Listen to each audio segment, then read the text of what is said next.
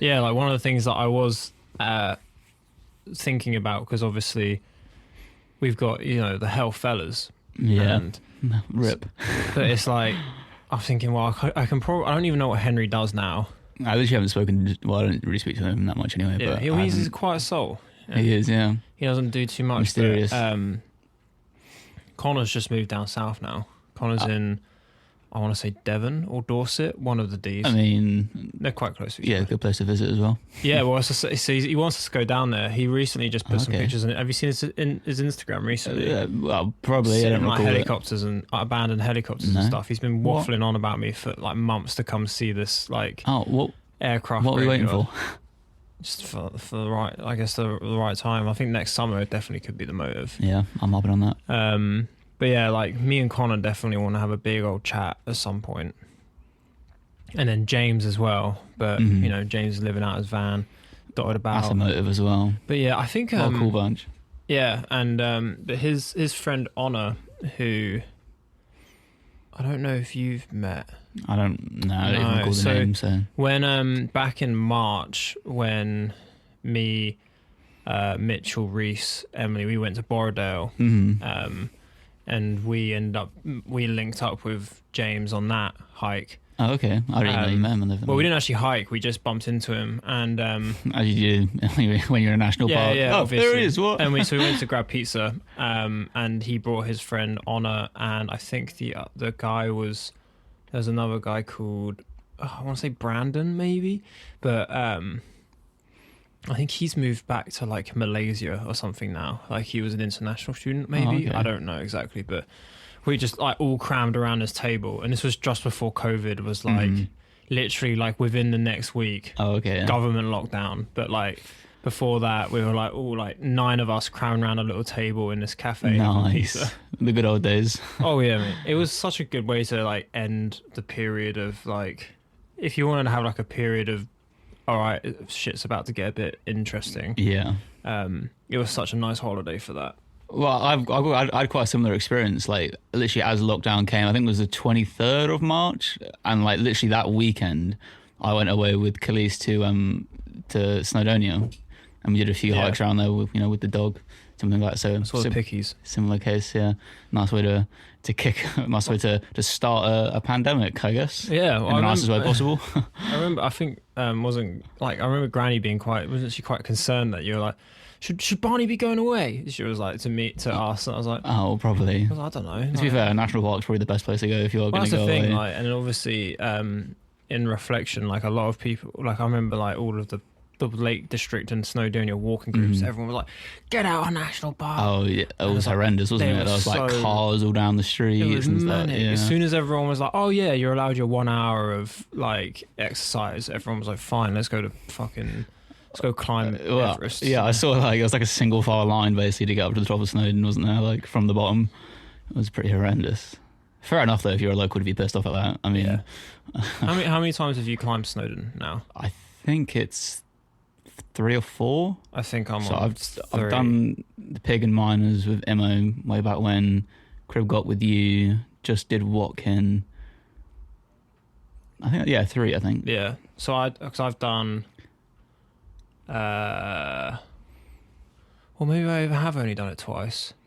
It's such a safe mountain to do, isn't it? Like it's just but easy. obviously, like I mean, even when we did Crib, like when we get to summit, it's busy. Oh, it's horrendous. That's the one downside to Snowdon is it's a tourist popularity. spot Yeah, and like now that the Llanberis path is so accessible. I mean, even because we went and the train wasn't running, like it was a real frosty one. Well, I see. Sometimes it's even more annoying when you get to the top and it's just like families sitting around like with their little kids, and you're like, I've just spent 8 hours climbing this goddamn mountain. Yeah, I've just been like hanging on a knife ridge for dear life, and it's just like an old couple and a young family just it's a guy in his mobility scooter, and you're like, fuck. Yeah, I wasn't going to say that. I wasn't thinking it. But it's nice that it's accessible for them as well. So it's ups and downs. It's an essential, isn't it? Because I think that's the problem something like Scaffold Pike has. Because when we were doing Scaffold Pike, they were redoing the path. Do you remember? Big bags of like Norwegian rock that they fly over. So But yeah, I don't know exactly how I feel about a cafe sitting on top of the mountain. But at the same Like, time, against the it's top like, and having a wee in the toilet and having a Cornish pasty is like, it's not quite sitting behind a few Yeah. boulders, is it? and you know, like, I'm not too bothered when literally the next valley over, there's a mountain like Tryfan, which is No, like Tryfan was incredible. a lot quieter. Well, I say even then, now Tryfan was surprisingly busy. I don't even remember what time of year we went. I seem to remember it wasn't that Early cold. October. Yeah, but it was a very it warm wasn't like October. half term or some holidays or whatnot. I wonder why that was. I guess that is probably the second. Did we go on a weekend? It must have been because it was Connor was at uni, Oh, okay. so it must have been whilst he wasn't wasn't studying. But I mean, let's talk about, because I think probably literally one of the coolest hike experiences was the Red Ridge Crib Goch. Oh yeah, it's incredible. And I think that was my introduction. I'm trying to think if I've done anything Snowdon before that, and I don't think I have. I think that was my introduction to Snowdon. Yeah, I mean, well, we did Tryfan before that. Yeah, and Tryfan was my first time in Snowdonia. Really? Oh, okay.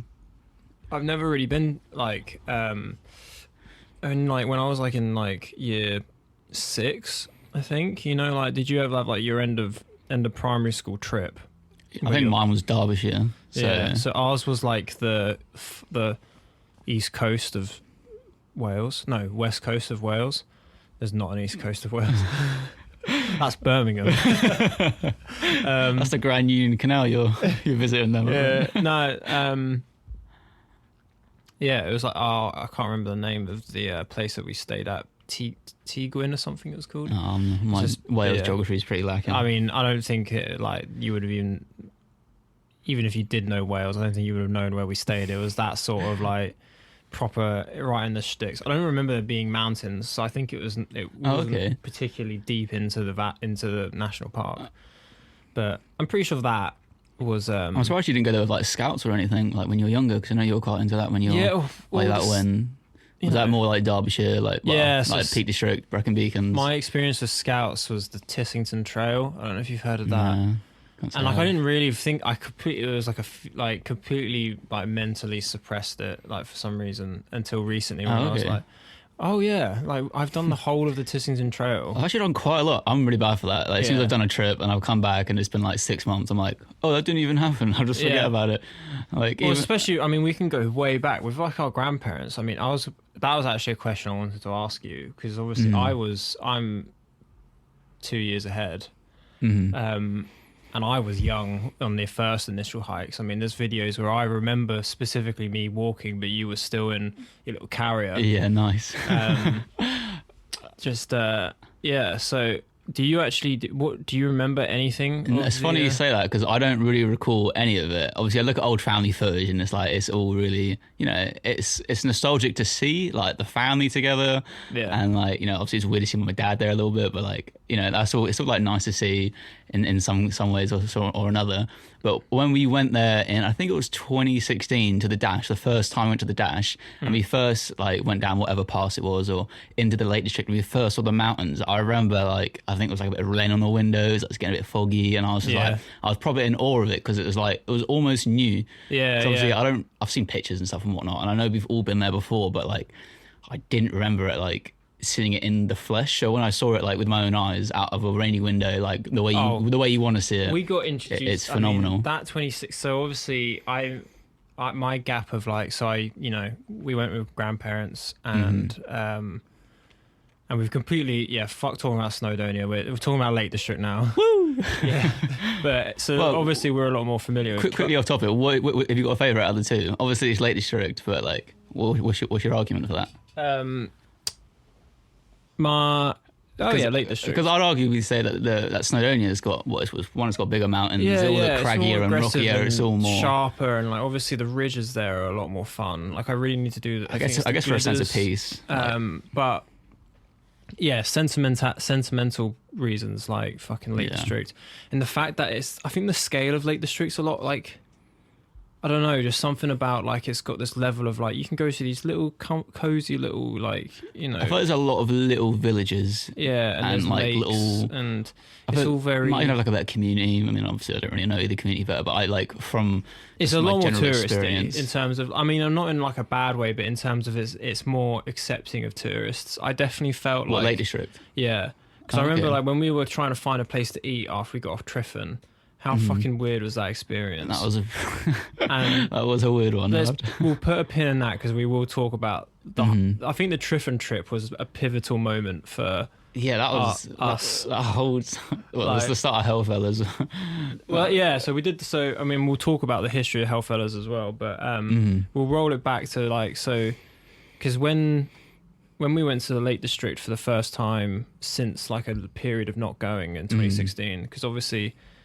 As a kid, I've got footage of us being there when I was like 5 at the oldest.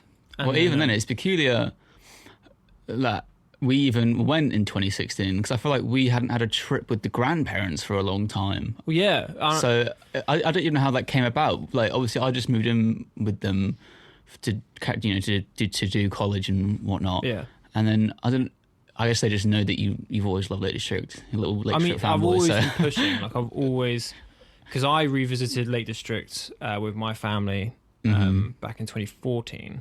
Oh, okay. So I'd already been there once in 2014, and I've got my. Yeah, but before that, did you have a few years off? Do you think? Oh yeah, loads. Like that was like a 10-year gap. Yeah, so like because we did bizarre, really. Now it's like we must have reignited a love for everyone. Well, what we can talk about, which we can't really like, which I can't talk about with the Hellfellas and stuff like that, is we had the period of Pond Meadows, the New Forest period as well. Like basically, our grandparents would pick a campsite and just be like, throw right, a dart at a map of a national park and be like, sick, let's go there. We're gonna go there. Yeah. Oh, we owe them so much though for like trips and away. like that's what the Dash movie was about, which I need. My new thing is I need to re-edit that so I can upload it. What, get rid of that copyright music? Yeah, because it's like I think there's like 2 tracks on it that they're like, nah, you can't have those songs. It's a shame because it is just a glorified family video, really, isn't it? So it's a shame that they're so. It's fine, I think, because obviously the important thing is they wouldn't even be monetized, would they? Yeah. Well, none of my videos are monetized, apart from I'm trying to eventually with the podcast.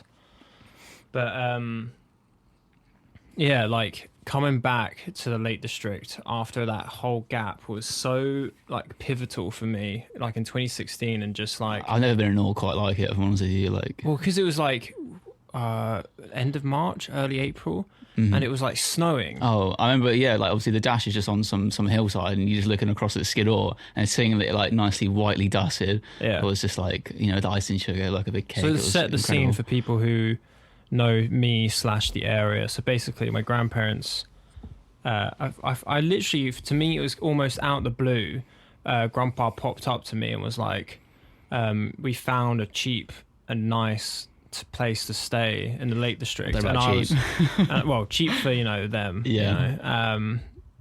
And literally off the rip I was like, I'm in. Whatever it is, I'm in. I seem to recall probably just being the same way. I never recall hesitating about it. And like the way Grandpa was describing it was like it was on its own private road, and I still was not expecting what we got. Oh, that rural, like that's incredible, wasn't it? Like, it's just off of Bassenthwaite, so it's in the northern part of the Lake District, which is already quite quiet.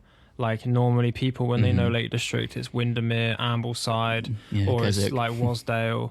Even Keswick, like Keswick's the quieter of the towns in the Lake District. So Ambleside's more if you drive through it, and even Grasmere for the size of it. Grasmere is a little hotspot. I mean, it's really accessible for all the Wrinklies, so they're all down there with their tour buses and that.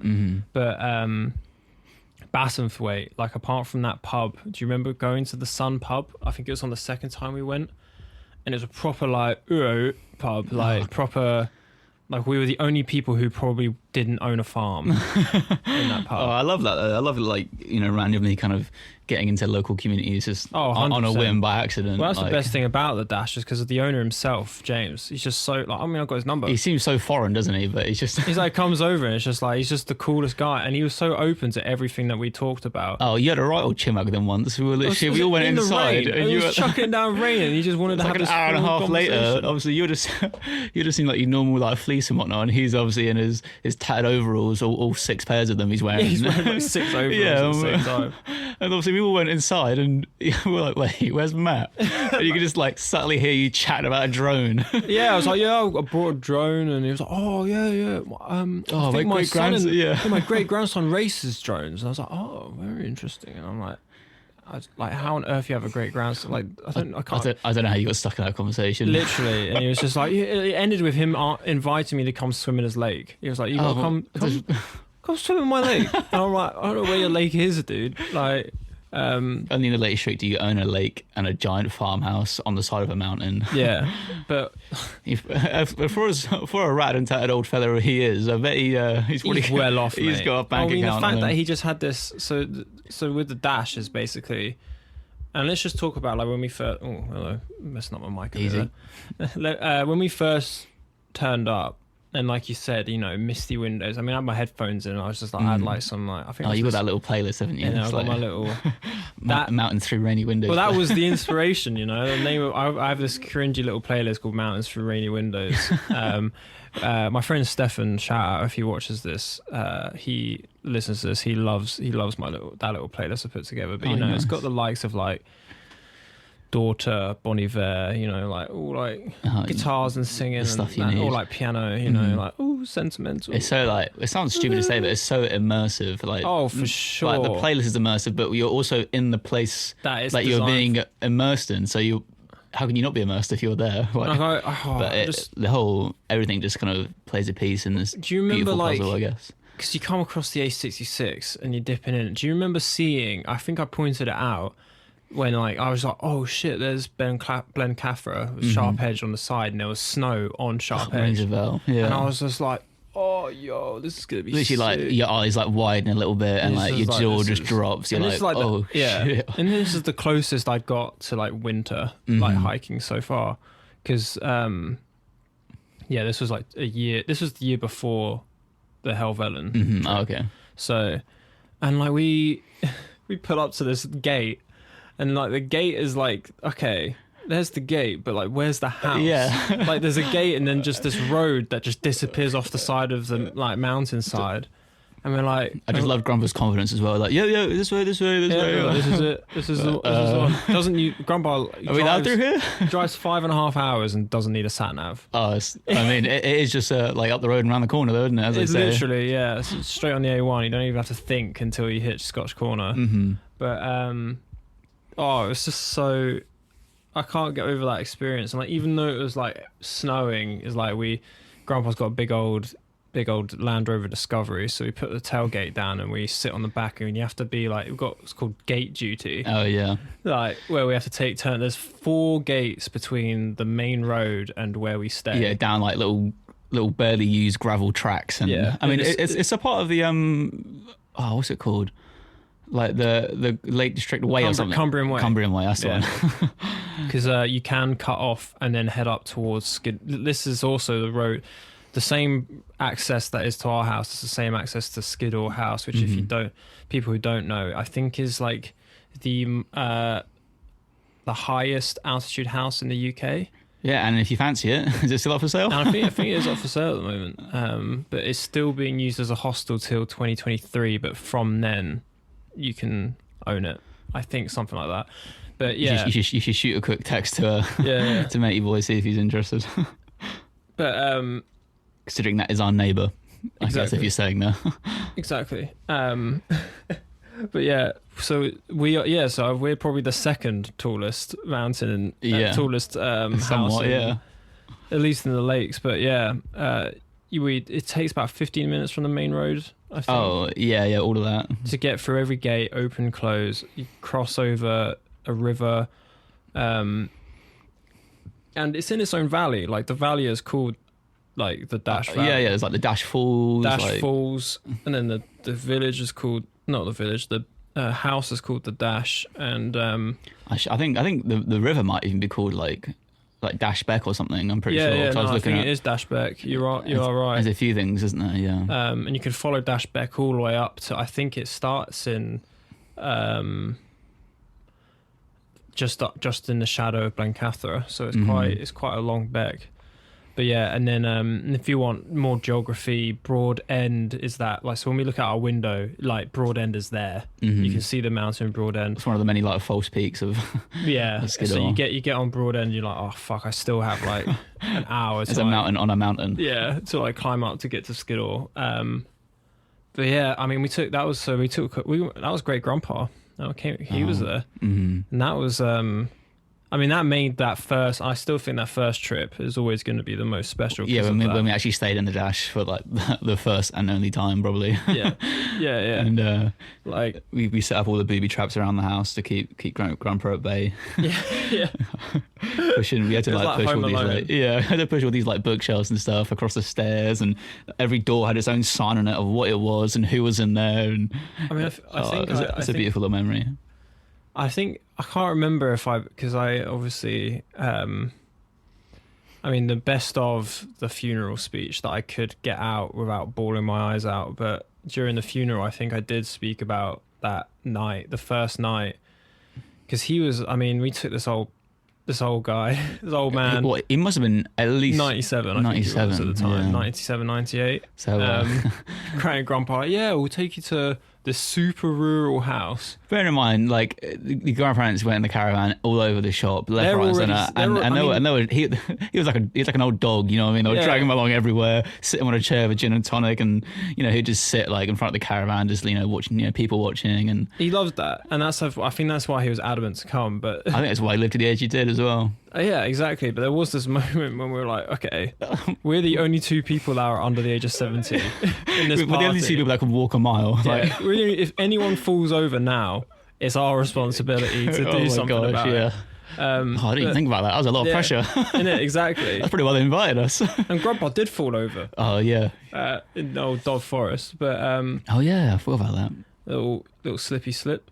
But yeah, so the first night, like, so obviously Great Grandpa, he's old and that he's an old geezer. Yeah, great grandpa, he's old. He's Alright, old. cool. That's end of story. Anyway, next story. No, Thanks for coming. thanks for listening, everyone. But no, he like, it was just because I wasn't awake. He must have woke us up, but around about 3 or 4 in the morning, and so we had to because the stairs there were lethal. They were like, yeah, they're so old. They're worn in the middle from where people step on them. Yeah. So there's like a semicircle dug out in each steps, and they're really like, obviously because they're used so much, they're super slippy. Like it's all been abrased Yeah. away by. and I don't know like, if just it's socks. like it was in like what 18th century farmhouse. There's some old pictures, isn't there? Yeah. Like old pictures of like old auctions and stuff. I think it isn't was there? late 19th century. I want to say. They're very. I'll keep getting them muddled up, but I'm pretty sure it's a late 19th century farmhouse, and literally so the steps were obviously originally stone steps that had been worn by footsteps. Oh for yeah, years. have you seen under the couple underneath the stairs? Oh my god! There's a couple of just 2x4s, just like obviously just like with a mallet, just Yeah. pressed into place, Just holding up bits of- holding up these stairs. That we had this 97-year-old man plodding up and down. Exactly. Like I was like, to be honest, like he really should have slept downstairs. He We should have brought him a bed downstairs. The fact that he had Probably should have stayed in his flat. Let's be real. yeah, we probably shouldn't have come. But it's like, I mean, literally every evening to get him up to bed was like an hour-long affair. Yeah, it was a team effort. Let's make sure that it's the wind direction. You got to make sure the conditions are perfect just to get this old geezer up the stairs. We get him up and he has his own room and everything, which is already a bit funny. Like no one can keep an eye on him when he's in his own room. But Granny put a shelf in front of the top of the stairs. And wrote a nice little sign on it saying, "Stairs, don't go, Stairs, don't go near." Go downstairs. And then he signed the bathroom because that's the only place he's going to want to go. Yeah, probably about 8 times throughout the night. Yeah, but and then we had a sign on our door saying Barney and Matt's room don't enter. But he's still like at 3 in the morning. This door just swings open, and I just like I just remember seeing the light, like the silhouette of him, just like, oh, what? and he was just like, right, just ask us how we are. I'm like, yeah. I was pretty much asleep at this point. You didn't. but- I don't think you reacted until after you shut the door, and then you started but laughing. Just get up all of a sudden afterwards. And then I just couldn't hold it in. Like I was just like, yeah. It's like, what just happened? But no, I think that first trip was. I mean, and the fact that we turned up and it was like snowing and stuff. Oh, that was a very good secondary introduction to the Lake District of like the next era of my life. Like, Oh yeah. how many times have you been there since now? I can almost can't count. Like, Yeah, so from that, it ended up being a yearly thing. And I'm so glad that's Palmetto's old news now. yeah, compared. I mean, I do miss Pond Meadows was special. Palmetto was for just sure. like a simple, wasn't it? I mean, was, I liked the era when we were doing both. We had Lake District, and then we had Pond Meadows at Easter, and we had Lake District at Easter, Pond Meadows in the summer. Yeah, we used to swim and go on the kayak and fishing, which was and really good. All that. And I'm a bit sad that Pond Meadows turned into a bit of now it's like a glamping site. Yeah, it's putrid now, isn't it? It's which just is kind of sucks, but for us weathered hikers, you don't want no glamping. nah, mate, because we can talk about Glastonbury as well. Oh, but that's yeah, like that was really cool. But well, that's it. Probably like top 3 best days of my life. Yeah, if not top. I don't even know how I put that in top 3. Like, literally, it was peak summer during the World Cup. Yeah, it was coming home. We won the game. Like, there was a hot tub there. Like, we bought a pool. Like, everyone was in the lake. Like, everyone you wanted to be there was Daihatsu. The Daihatsu, mate. I will have to talk about the history of the Daihatsu, and that might be today. But yeah, like I think without trying. I mean, you can probably tickle that into the Hellfellas as well, considering exactly that had his first run wasn't a slow one. Let's say. Oh God! I mean, maybe it was. You could say it was a slow one. Yeah, I mean, so all right, we finished up with Sadar Lake. So that was our introduction to Lake District was through. Yeah, we've literally just we just dipped our toe in about 100 subjects. In the past yeah. Let's just stay on board, guys. Let's stay on the same track. Okay, we got this. So the next year. I can't remember if the next year did we go to do Helvellyn before the second Lake District trip, or did we do the second Lake District trip and then did Helvellyn? I imagine we'd probably been there once because then because I think we might have just gone balls to the wall. Well, because we went in February, didn't we? When it was like horrendous snow, then yeah, we pretty much had no idea what we were doing. So that was February 2017, I think. Yeah, it must have been. I could probably look on like my Snapchat memories or something. Yeah, well, I'm pretty sure it was February 2017 because it would have been when I started at Cotswolds. Yeah, because you had like I didn't know what I was doing, but you at least had some sort of inkling. I was just literally going in pretty blind, I'd have to say. I met Henry at Cotswolds, and whilst we were working there, we were just talking about doing like a winter mountaineering trip, and all of a sudden winter mountaineering kit became accessible because we worked at a place that stocked it. So I was like, oh fuck! Like, to be honest, I just wanted an excuse to get an ice axe. Yeah, and some crampons. I was like, oh hell yeah! Like now I've got mine's just hanging on my wall, looking absolutely gorgeous now. Yeah. And I want to do more winter mountaineering, but yeah. So that trip was pretty last minute. I sold my car. So it was February 2018 we went. February 2018. That, to be fair, makes more sense. So February 2018, Jesus. So we would have been two trips in the Lake District before then. I guess that was Keeper's Arrow then, wasn't it? Second trip was like, right, we need to go here all the time. We need to level up. We need to level up. And so we did, the initial Hellfellas trip. So the Hellfellas basically is just a group of. So it was you and Henry at Cotswolds, and then I brought you, and then Henry brought Connor. And then we went climbing together for a good couple of years. Yeah. And then we decided, right. But the thing is, I think we started climbing up. We did the Helvellyn trip first, I'm pretty sure. Or at least with Connor, because I did not know Connor well at all. I don't know if I met them. I definitely met them before we went though. Yeah, at climbing. Me, you, and Henry had climbed before. Mm-hmm. And then Henry brought Connor twice climbing, I think. And then we did then it was like, right, we did Helvellyn. We know him enough 4 feet of snow. let's all go up a mountain in minus 20 wind chill. Like, let's do it in a car. So I bought this Daihatsu Sport Track. Phenomenal little car. Literally little weapons, short wheelbase 4x4. Interchangeable 4-wheel drive, rear-wheel drive, the shebang, Japanese, all of that, removable hard top, everything. has 4 seats in it. Designed for a good time, I have to say. Exactly. A weapon. I don't recall sitting in that car and being like, oh, This is boring. where am I going? Yeah. You know, is definitely an adventure, or you're bombing over a hill, or you got air in it a few times, haven't you? I mean, Yeah, you probably find your car chats for another day, right? Hopefully the buyer, and I can talk about that when I sell it, because I'm still, like, I got friendly with the buyer and he follows me on Instagram, but I'd assume that he's not going to listen to the podcast of the person who sold him his 4x4. But I did fucking launch it several times to the point where I thought I either broke the car or myself when I landed.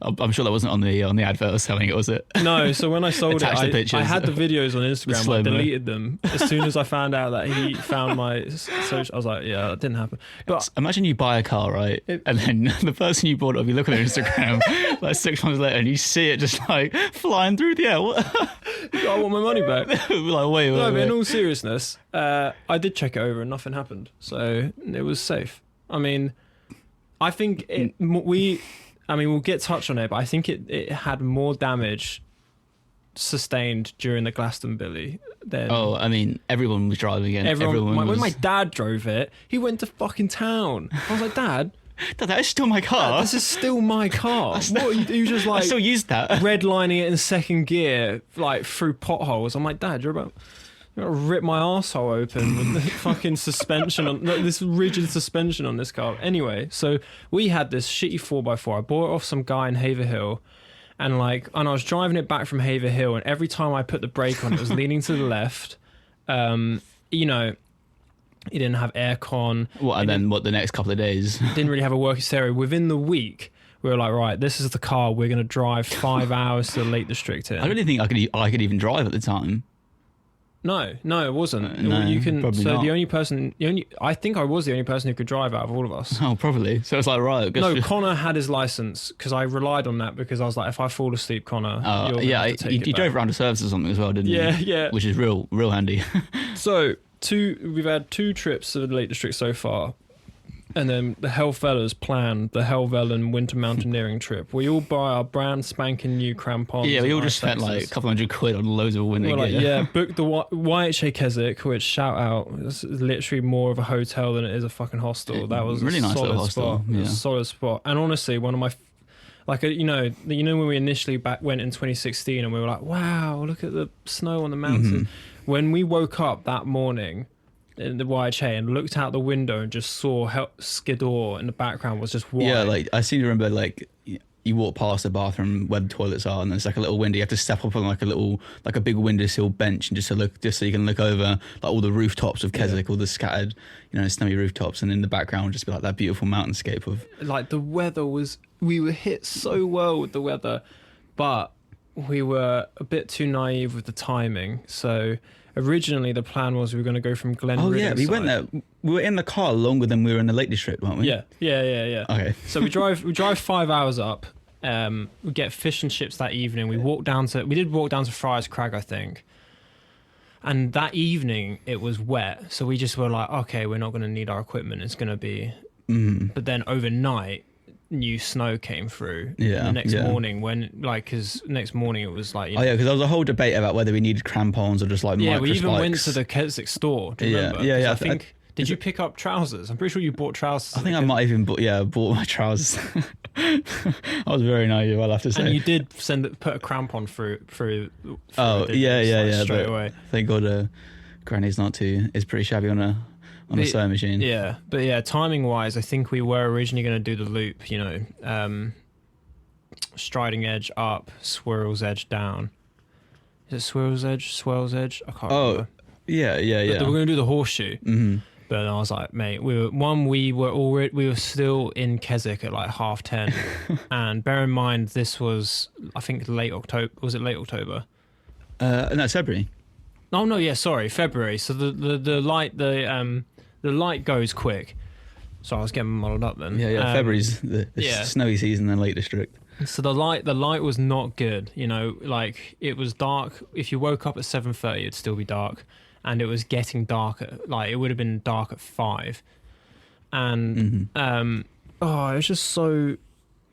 like, I mean, luckily everything fell into place. yeah, I'm glad I'm 'cause not. we were you know, so naive. I'm glad I'm not an incident number on Kesek's Facebook page. I mean, that's what I live in fear of, like the being in the Keswick Mountain Rescues incidents. Oh God, don't want to be part of that list. But It's usually just some Donny up there with some Air Forces on, just yeah, crossing just his fingers. slides down the side of Blencathra and has to get fucking helicoptered away. But no, luckily that wasn't us. We had the crampons on. I mean, I think Connor just had micro spikes, and Oh, yeah. I think he needed more than that. I think we were all trudging on ahead, and he was just We had slippy. to keep an eye on him. He did have an ice axe for if he did fall over. I think that's what we prioritised. We were like, yeah, ice axe is if we fall over. That's what matters. Yeah, I don't know what we were thinking. Not the crampons that help you walk. Yeah. I was just like, which is great because we did, like, with that extra snow that came overnight, the snow line was pretty much like in the first 100 metres of the climb. Like, you're straight on snow. To be fair though, like, as much as we were naive, we did look the part. Like, we got that one picture of us all standing up in front of the Daihatsu. Like, We were naive kitted but kitted. Like, I don't think... it's all the gear and no idea a little bit. A little bit, but I mean, when we summited, Like, you had your glacier glasses on with like Connor, like he had his as well. yeah, and then like that ice axe, crampons. But the things I'm glad we didn't do the ridge down, because when we got to the top, there was a bunch of alpine climbers, wasn't there? Who just did it, all wearing helmets so they and did harnesses. Blade Runner, and they topped out, and they were just like full on like glacier climbing And equipment. about that point, we all just looked at each other and were like, yeah, maybe we should just head down the way we came. Maybe we should be a little bit more. Yeah, well, and there was a guy in shorts though, which still threw me off. Do you remember? I think no matter what time of day you go to Lake District, there's always that bold Donny in shorts.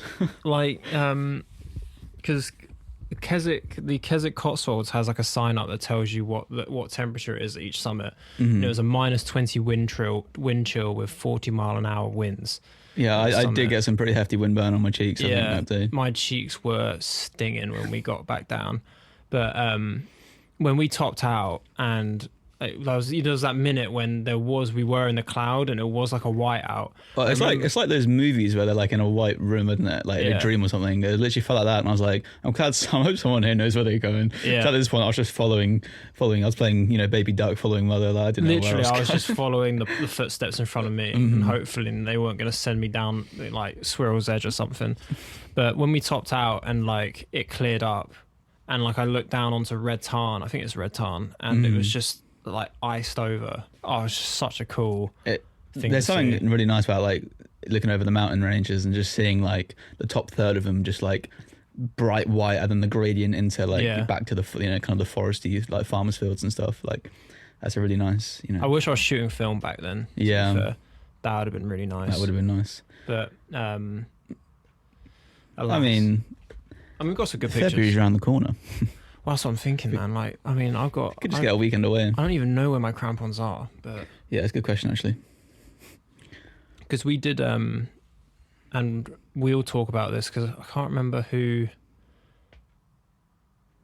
So we say right. Anyways, let's finish up with the Helvellers OG trip. So yeah, so we did, and literally like, I think the climb itself took 4 hours. I mean, so that's why we're called Helvellers as well. Well, I say because it's Helvellyn. Yeah, Helvellyn, and with fellas, with fellas. We're the boys, we're the fellas, And we crammed all our winter equipment in the back of this Daihatsu at the base of the mountain. Oh yeah, we picked we picked them up on the way, didn't we? As well. I was borrowing my friend George's, and hopefully you'll hear George's voice next week, but don't quote me on that. But I was borrowing his B3. He did have some Ripple La Sportiva, and like big orange boys.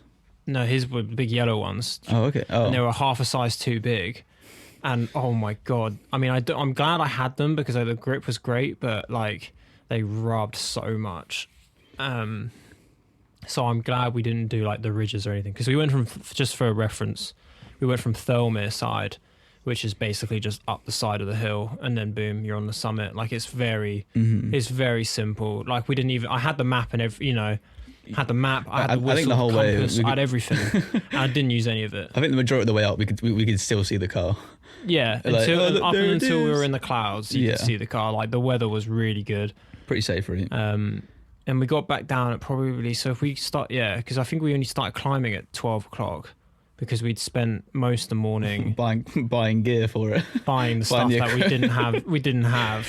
Yeah, I remember we went and spoke to the guy in Cotswold, Kelly did me, and we're like, yeah, do you think we need crampons? And he was like, yes. And we're like, okay, do you have any crampons? The next question was... I remember he looked at my... Because I was wearing I had 2 sets of boots with me, and I was wearing my Las Sportivas, and he's like, you can't go up those in them. I was like, no, I've got... He's just casual wears. I've got the poles in the boot, mate. I'll wear these around the house, you know what I mean? Like, these are my slippers, man. shout out TX4s, they're great. But literally, yeah, I think he... And I mean, I guess fair play to him, because we probably looked naive as fuck. Even though I think we were well seasoned hikers. I think by then. I mean, that was my second proper trip to a national park. Third, because we'd already done 2 Lake District trips. Yeah, but I wouldn't. I'd say now I'm a bit more weathered, but I wouldn't say I was heavily experienced then for a Helvellyn. At least for me, I think. I mean, my 11 years of scouting kicked in a bit, and I was like, oh yeah. Orienteering. If we get lost, I can get the grid. Yeah, pretty much had to hold you back against the guy in Cotswolds. No, he knows what he's doing. I promise. He works in Cotswolds too. Yeah. I'm an authentic expert. Cotswolds Outdoor Biggleswade. Back me. What, can I use my discount? But yeah, like walking back down, and then obviously we get back in the car. We took that one picture, and then literally it was like, we've got all our gear on us. We got no hotel to go back to. Let's just start driving home. And that drive home. Oh, I remember the 2 boys in the back just whinging because the Daihatsu just had a bench seat in the back, doesn't it, as well? The Daihatsu it's on leaf suspension, so you feel everything when you bump. Oh my! I feel like it got stuck in 4-wheel drive for a while as well, didn't it? That was in Wales. Oh, okay. But we didn't even talk about so on the way to Helvellyn, and we were on the A66, and that blizzard came out of nowhere. Oh yeah, I remember seeing the is it the Pennine Way where the road is, and they got the white and red pillars? That's the A66. Yeah, and you see all the the snow was like halfway up, and you couldn't see the top of them, couldn't you? Half of them. I was literally just like, where are we? Like, what is going on? I'm in this Daihatsu where every time I braked with 4 people in the car, it would just jerk to the left. Horrendous. And like, it's got this big old cranky, like, in trucks where it's like, to get it into the big gear, old gear stick, gear. And then we had about a foot tall, like a tractor. The radio, like at this point, the speakers are so bad. It is a farm vehicle. Yeah, the speakers are so bad, like, as soon as the wind picked up, we couldn't even hear the speakers because it was just wind. I seem to remember the wipers just like screeching as well a little bit. Yeah, it was. I mean, in all honesty, of everything that went wrong, we're still here today, and that is what makes for a great story. I recommend it. It was a fucking vibe. Like, it was a good time, and you should all go out and do it tomorrow. I had like an out of body experience during it where I was like, this is like kind of scary, but also this is sick. This is sick. But like that drive home, and we got stuck on. So we got the A66 was queuing on the way back, and then we had to stop at that petrol station where it was like 190 or something crazy. Yeah, like for fuel. I mean, this day and age, that's just about right, isn't it? Yeah. I mean, post Brexit, post COVID. Yeah, nice £1 a litre petrol. Yeah, those are the days. But yeah, like just that, like stopping at Scotch Corner and just putting enough in to get to the next. Yeah, where it'd be half price. And then when we got to, because we'd already been stuck in traffic, we were on the A66, which normally takes about 40 minutes. Mm-hmm.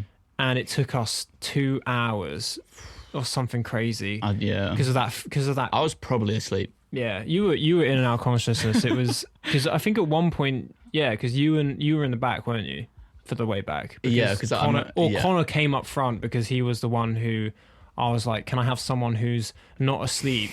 So I don't fall asleep as well. Yeah, I'm probably the worst long distance nighttime. I mean, the amount passenger. of 35mm shots I have of you just asleep on the way back from hikes, like saved on my computer. Yeah, and honestly, we had to just climb for a good 10 hours straight. That's the thing, and we didn't really sleep like at that. I mean, I don't know about you, but I did not sleep in that white. I don't think that's too well either. Yeah, I don't think So 5 hours in a car to a dodgy night's sleep, and then for 10 hours hiking, all fueled by a dodgy portion of fish and chips. Yeah, literally. I think a nap was well deserved. And granola bars as well. And then we get, oh man, but yeah, that drive back, and then obviously it kicked us off at, I don't know if you remember, but it kicked us off at Peterborough because the A1 was being closed for some reason, for like something. There's better places to be kicked off. So we got kicked off at Peterborough, and we had to go just the usual road. So we drove through your old ends. We drove through Huntingdon, I remember, and being like, why am I in Huntingdon right now? Why do I know where I am? Like, why am I here? And then, so the drive home, I think, was 7.5 hours. So there was 10 hours of driving, like over 10 hours of driving for 4 hours on the mountain. Like, what? I don't know what possessed us, but It's all just good memories now. yeah. So obviously we could. So I can't remember. The next Helvella's trip was the Triffin trip, wasn't it? Mm-hmm. Well, the second and last.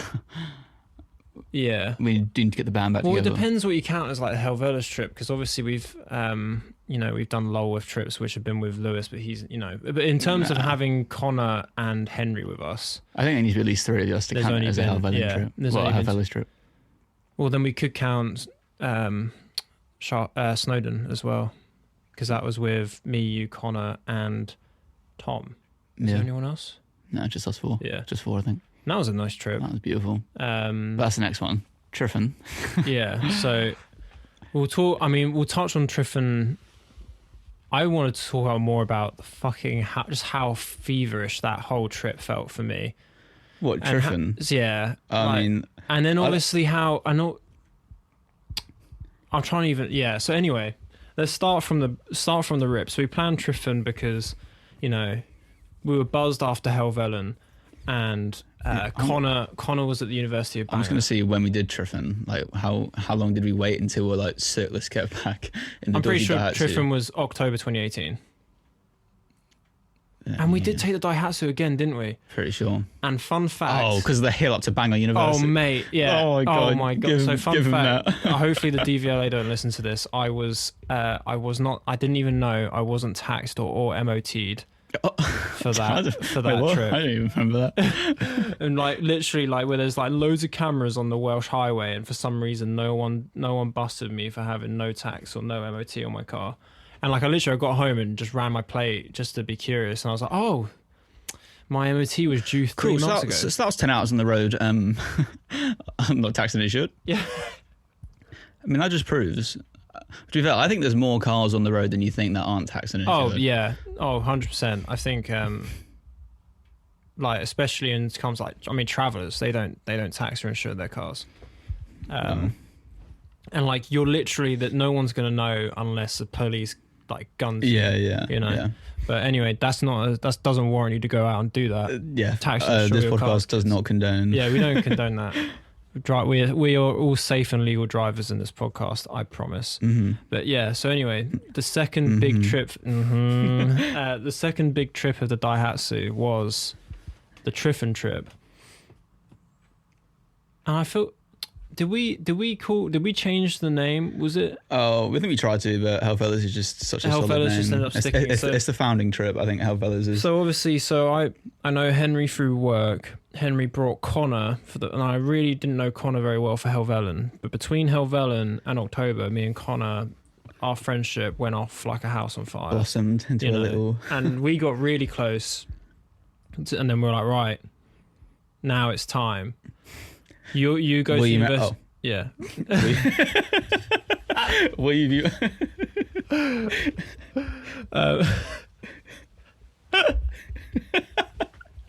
But anyway, to pop the question, Connor, will you marry? I hope he's listening. No, he doesn't like me enough for that. But come back. No, oh my God. Fuck's sake. Anyway, I gotta go. So Connor studied in Bangor, and and Charlie was there as well. Right. So we didn't even know Charlie. I didn't know James. So me and James were somehow mutuals on Instagram, and I don't know how. I think it's because he. Oh no. So the fun fact about how I met James formally was because, my friend Sabine, who I only know because she came to Knights Templar for 2 weeks before she then went back to study where she lives. Mm-hmm. And she had a friend called Beth Prodger. I'm going to shout Beth Prodger out because her photography is amazing. Go check it out. And she went to the same uni as, which I don't know if it's Cheltenham. I'll just say it's Cheltenham. It's somewhere that way, either Cheltenham, Bristol, something like that. Anyway, Yeah. they studied together. And then, so that must have been, the Instagram algorithm must have just been like connecting the dots. Yeah, And listening James in. came up in my recommended, and I was like, he was shooting 120 film, and I didn't even know what 120 And his film film, was. his pictures are pretty And incredible his as well. pictures are mad. And during the week before we went to Snowdon, we were mutuals at this point, but we never spoke. He just piped up. I think he was like, "Oh, I'm around Northern England, Wales area. Is anyone doing any hikes?" And I piped up and I was like, Yeah, tomorrow. Yeah, me and my friends doing Tryfan tomorrow. And he was like, "Give me a time and a place." And I was like, I feel like that's all you heard of it as well. Like we got to the mountain that day, and you were like, "Oh yeah, I think James is supposed to be joining us." Yeah, and yeah. you like almost stumbled across him, like you always do with James. Like, Yeah, so obviously, that was the day after the very feverish, strange night that we ended up having there. Oh my god, I don't think I've ever had like an anxiety or panic attack. Nor do I like have any mental health issues or anything like that. But if I have ever had one, and I think that was the time. That was fucking so weird. Because even at that time, I wouldn't say I was especially close with you. Yeah. I didn't know James or Henry or Charlie or their random other lavender smoking friends. Like, I mean, I literally was so lost. So we turn up. Banger's a weird town. I think for anyone, even people staying in Banger, I think shout out would to agree Banger. that I don't recommend that place is odd. with the one nightclub called Cube. Well, it's clearly supposed to be this little, this Like little uni Welsh town town. which has been completely consumed by the university that it has, and we forced this poor. Well, the drive up was me and you for most of the way, but we picked up Henry and Chester Yeah, because Henry was studying in Liverpool, I think. And he got the train down to Chester. it's really nice there. I remember the And that train was station cool. looking really beautiful. That was a vibe. Like, and then picking up Henry and just after not seeing him for like a year was like really wholesome vibes. It was like, Yeah, it was like, oh, kind of felt like a proper like an Ocean's 11 vibe of like, oh, like the gang's getting back on it. Whoa. Instead of bank heists, it's like climbs, but Yeah. same vibe. And so we pick up Henry and we drive across the top of Wales, which is the Welsh trans. Oh, it's a really good road, isn't it? It's like the sea's on one side, and the mountains are on the other. You go through like a few tunnels and stuff. It is really. That's a really beautiful cool road. Well, But plus like Anglesey, isn't it? That was the road that I heard is notorious for catching people out in terms of like insurance and cameras and stuff like that. Oh, After I'd already done it, and after realizing that I was three months due of an MOT. And if anyone wants an update, my car did pass this MOT when I eventually got it MOT'd, and which is incredible in itself, really. which is honestly like flooring. The fact that car didn't blow up sooner was saying something. It did what it needed to do. To be fair, cars like that are designed just to keep on trudging on, even if it's got like one wheel. Mate, and we did wallop the shit out of that car. But anyway, so we get to Bangor, and it's night time by the time we get to Bangor. And I remember Connor was messaging us the whole way there, being like, "When are you getting here? When are you getting here?" I don't even remember where you parked. Yeah, so we had to park. No, there was a little car park. I think it was a staff car park, and we had to park in there. And it was basically So like, not only was because your car not taxed or insured, but you parked illegally. yeah, I was parking the car park for the staff, but because it was the weekend, like Connor was like, "Don't worry about it," or something like that. Yeah. But like to get up that hill, and that little 1.6 litre. You had to get like a nice run up and just go into like second gear. I was just remember like just revving. There's a flaw in it, and like because the car got stuck in 4x4 mode at one point as well, like because it doesn't. That might have been beneficial. Yeah, because it had automatic locking diffs, and annoyingly that makes like for some reason stopped me from being able to take it back out. I put it into 4-wheel to get up that hill, and then the next morning I was like, it's still in 4-wheel drive when I switched it back to 2-wheel. Like this isn't good.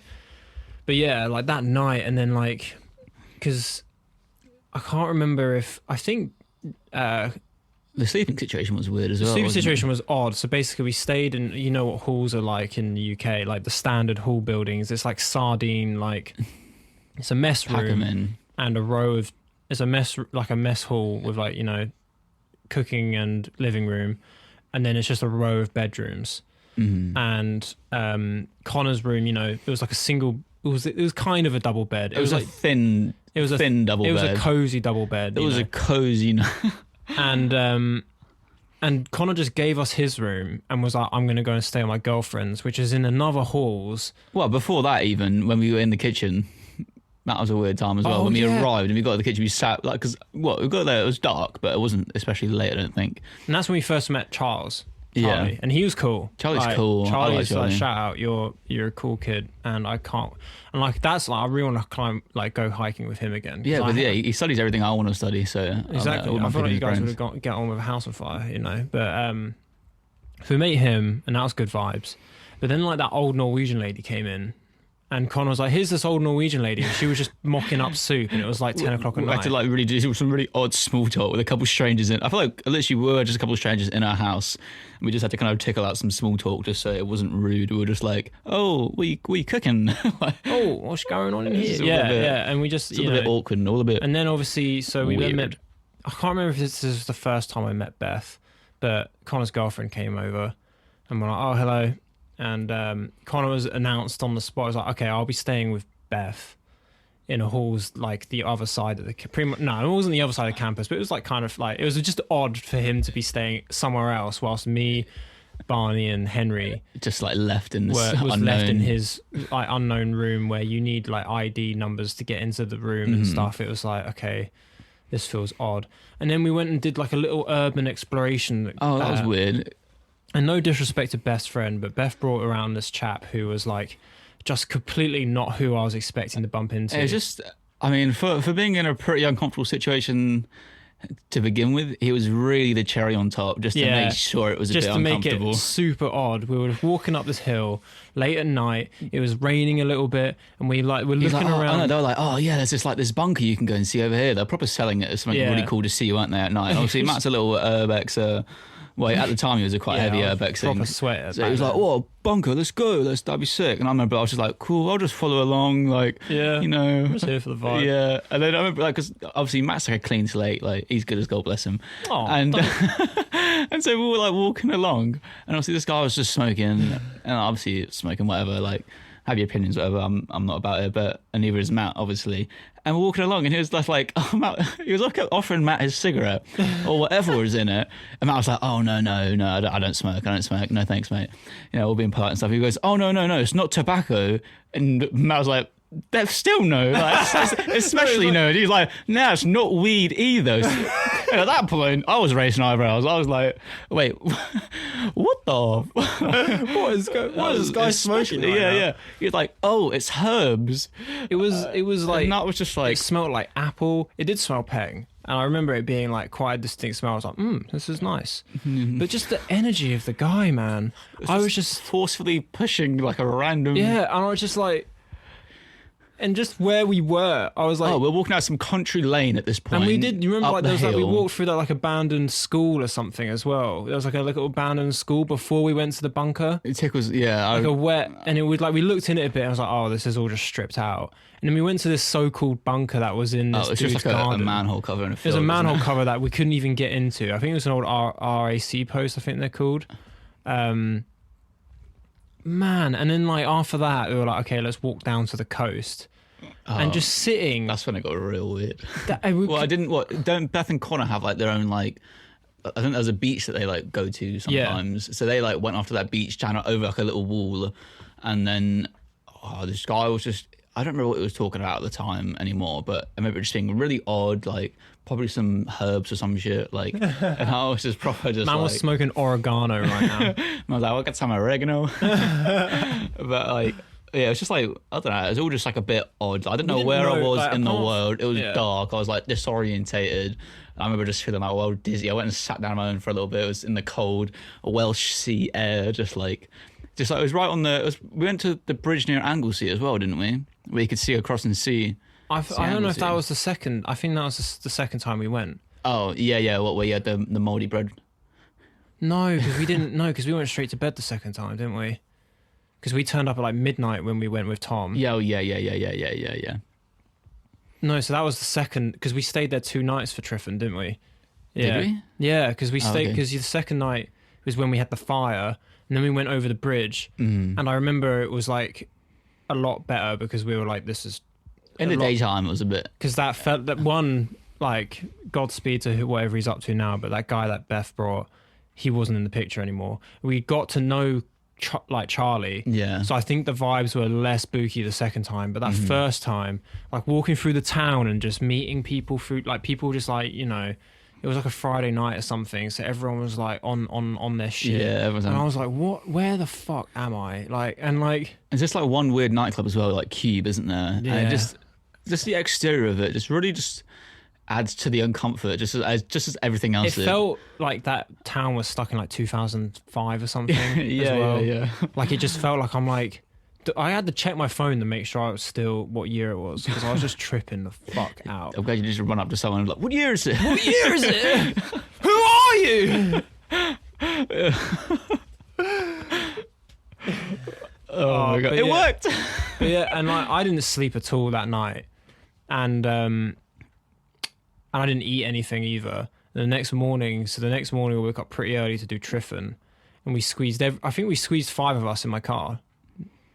No, it was James came in on his own. He slept in his car. on his own, so it was me, you, Charles. No, it was 5 of us, unless Connor, Charles, Henry, me, you, 5. I was in the front seat. So there was either 5 of us, and then the car was still stuck in 4-wheel drive. So I was getting like 9 mpg, driving from Bangor to the base of Tryfan, and it kept stalling because it's not used to, like, it was just what, like, we stalled at like a roundabout, and I was just like, what on earth, like why is it stalling? And I was pranging out because I was like, I can't drive all the way home with 4-wheel drive. But luckily, like, when we were in the car park, I gave it a wiggle around in it, and like it eventually, like, there's like a certain thing you're supposed to do with the car, which I didn't do the first time, where you're supposed to like go backwards 2 feet and then forwards 4 feet, and that's enough for the automatic diff at the back to unlock itself and open the diff up again, which I think was the issue. So what reg is that car? It's a 94, so okay. It was old. He was an old girl. Yeah, I was saying, that sounds like a very analog thing to happen. Well, the thing is like, a lot of people, which I found after that, swap over the auto diff for a manual diff. So instead of having to do that, you just get out, go down to the hub, and you turn it, and it will be like click, click, and that's... There's some correlations between our Hellfellas trips here, where everything goes wrong but so right. yeah. Everything, like, a lot of shit goes fucking south, but then, you know, we still head north. You know what I mean? Choo! And but yeah, Tryfan, and I don't know if it was the lack. I think it was a lack of sleep mostly, and probably the lack of not eating much. Tryfan spooked me. I found it really alright. I just remember Henry just like kind of disappearing, just Henry was just about disappearing off. And it was like the exposure. We did the north nose. We did the nose of Tryfan, and we did it not exactly by the book. We split off way, because it's basically, I think it's a grade 2 scramble. The majority. The way down was very wrong, but the way up. The way down was hilarious. I think it was Nor Gully. It was called Nor something like that. Yeah, I'm pretty sure. And like we got to the bottom. This old dude was like, "Yeah, you should have probably been geared up for that." And we were like, "Oh, well, we're down now." We basically slid down on our butts, like literally. It was it's like a stream almost. I remember there's being like caves and stuff, and going up into the caves that are cut out underneath where the stream was. And then as we were coming down, would just walk past against like routes of where obviously people have been alpine climbing. There's like climbing gear. They're like hooks, the way you'd hook on and stuff. There's literally like carabiners and stuff all on the floor, anchors and stuff hanging on the wall. I'm like, yo, we're out of our comfort zone right now. It's like, right. But no, like, so that first initial getting up. We actually came across a couple climbers as well. Yeah. We came across a couple climbers, and we came across that old dude that was like, yeah, you should have. I remember he was like, yeah, you should probably be wearing equipment. So like, but like going up the nose at the beginning, I was just not. My headspace was wild, and like I had to like. I think I convinced us all to stop, and that's when James got his medium format camera out. But I mean, we didn't even talk about how we bumped into James. Yeah. But we park at the bottom and we're sitting there's no service. And I was just like, well, I gave James a time and a place. And then, like, the road's pretty dead, and all of a sudden, out of nowhere, the Skoda Fabia just rags it around the corner, pulls up. with like a makeshift bed in the back seats. Like. Yeah, with a makeshift bed set up or something like that. And it just rolls the window down, and it's just a scruffy... I don't know really what James looked like, and it was just a scruffy northern chap. And he's like, hello. Like, and I was just like, oh, so you're James. And he was like, well, we just parked up to get ready. And then you know, I kind of felt so guilty because I've never met this guy, and we were just dragging him up this hike where I was like, I've always been the one in charge of planning the routes. I don't think anyone's ever been like, right, let's do this route. It's always been me who have been plotting it. So when especially the down climb, I literally the whole time was like, this guy's going to block us and not talk to us ever again. Oh my God, you're probably thinking I'm about to kill this guy. Yeah, this guy's about to fucking, like, Lambert's Mountain Rescue's. Is this manslaughter? Yeah, literally. But, like, it took halfway up Tryfan for me to kind of get my bearings proper, because I had to stop, and I, like, forced down a granola slice that I'd bought from Tesco's. Nice. And when the granola slice kicked in, I was like, right... But for a minute, I was when like, the exposure... slice kicks in. You know, that high. But the exposure, man, of that mountain was wild. That was pretty wild. I don't think I've... Even Crib Gok didn't, I don't think, hit me the way... The worst exposure I've had is when I recently went up the Watkins Path up Snowdon. That was horrendous. I was like... So I wore shorts. I was that guy. And I was like, oh, it was just hail the size of golf balls, and like it was horrendous. But anyway, that's for another day. Where were you? Little tangent there. Tangent on a tangent on a tangent. That is all this podcast is. But yeah, like when we got up to the top of Tryfan, and I just remember just feeling like I was on like on top of a needle. I was pranging out. Yeah, I mean, there's those two stones, aren't they? You can jump Two across. Sisters or something like that. Yeah, and I remember like we should do that, and then none of us were in the right headspace because you can jump across. There's like pictures of like people jumping across, and it's just like a nice kind of picture to get at the top. But obviously, none of us were like mentally sound at the time. We're like, yeah, maybe we shouldn't do that. Maybe we should go and like what we should have sensibly done is gone down the back of Tryfan and walked around. Probably, yeah. But I was like, nah.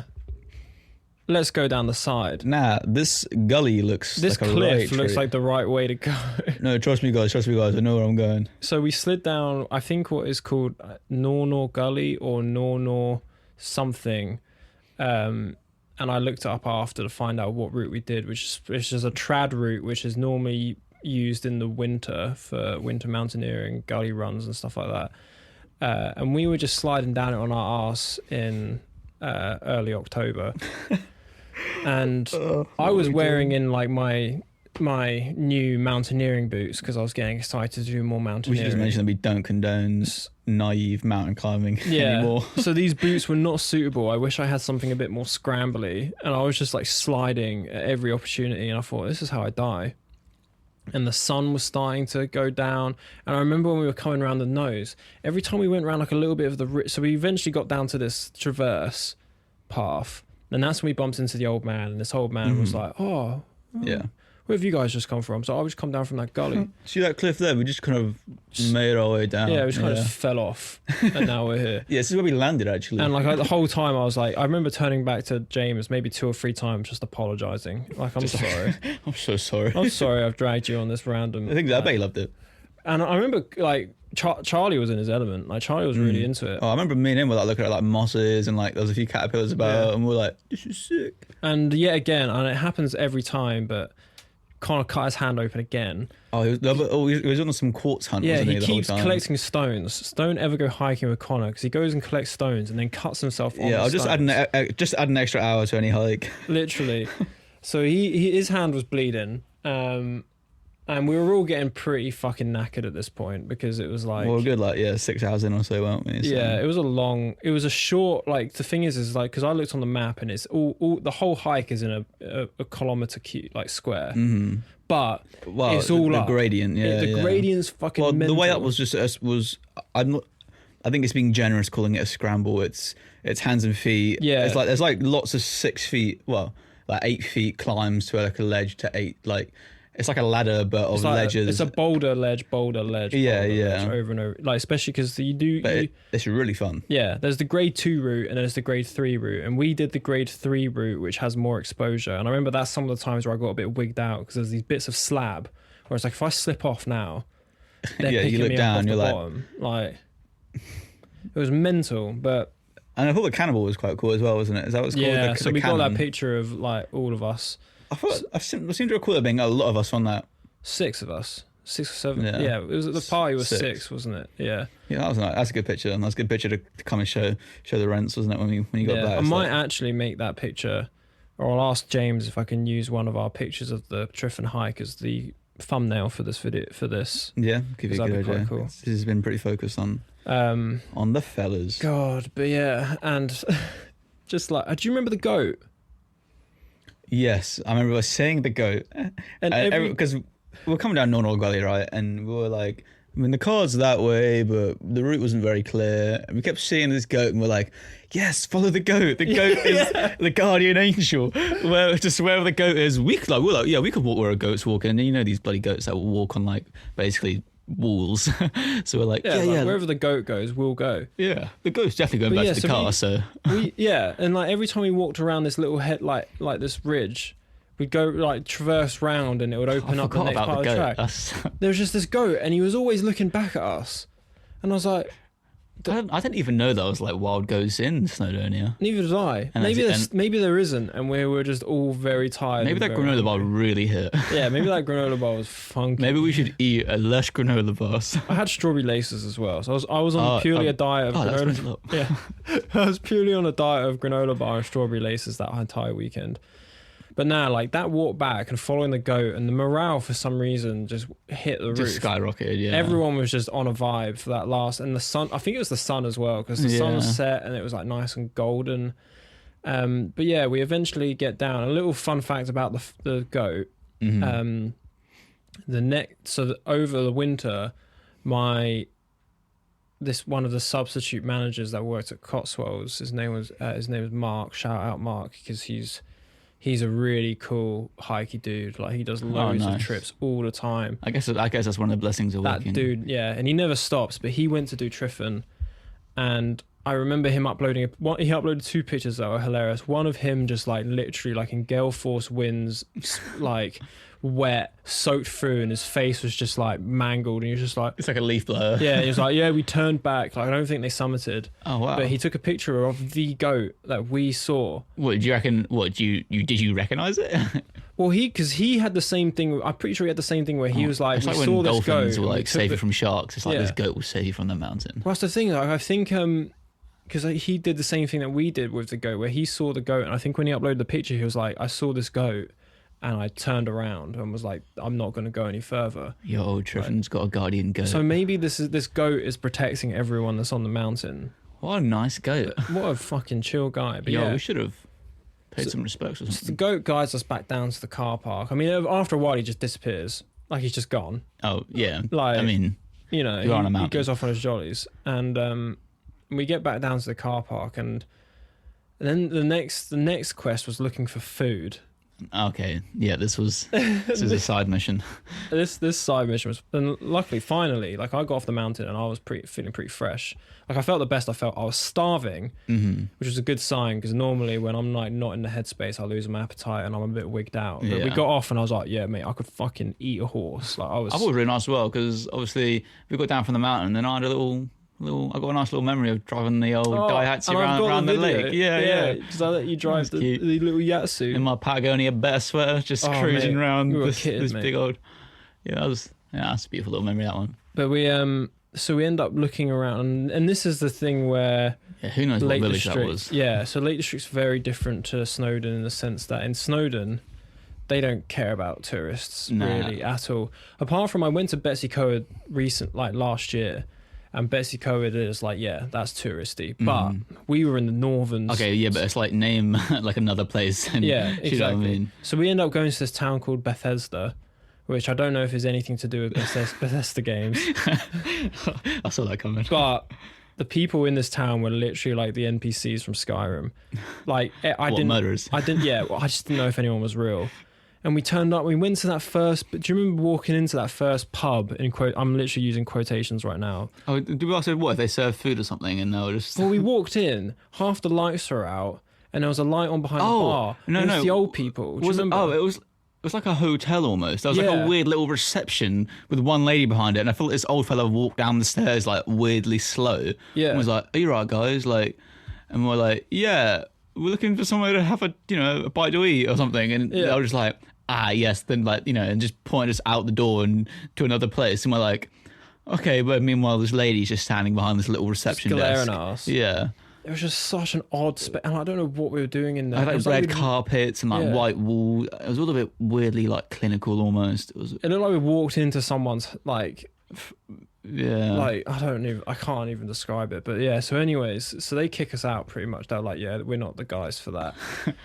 So we start walking, and I mean, we could barely walk. Like our legs are seizing up, and we're trudging down this This high street kind this of high thing. street, and out the front of this pub, there's I'm not going to even try butchering the Welsh accent, but that guy, who was he talking? Someone understood him. Someone got an Yeah. idea of what he was saying, but I remember just being like, yeah, just this nodding. guy comes like, out and he's literally just talking a bunch of waff, literally we're like, oh, does this place serve and the last 3 words, he's just like, that place. that place? Yeah, it's like. I can't. I really want to try, but Yeah, I'm don't not even. gonna literally that guy. I just didn't understand it. He was just went off on it. He was just having a fag out the front of this pub, and he was definitely saying, "Don't come in that pub." He was like, "This is a local zone." I remember him being like, "This is like a local zone." Yeah, I pub. recall that. It's like you can't come in. You should not come in here. But there is a pub further down. And as he was saying that, do you remember the old guy who crossed the road and was like, "You guys looking for a place to eat? I recommend this pub over here." And we followed him over, and he was like, "Yeah, this pub is literally the best place to eat. I eat here every night." It was, And I like, oh yeah, I recall that. But it's weird being the talk of the town, isn't it? it was literally felt like that. I felt like we were the main characters in that village. And we got in, and I mean, to be fair, this pub was I don't know It if was I was really just nice. The lady who served us was really nice. The food was really good. Well, it was we the all sat lady- down it some was- little booth, didn't we? It was a That's all. couple, wasn't it? So it was a couple who owned the joint, and then there was one other person. There was a girl behind the bar. But the guy, obviously, so we ordered, and then the guy who served our food was the chef who made the food.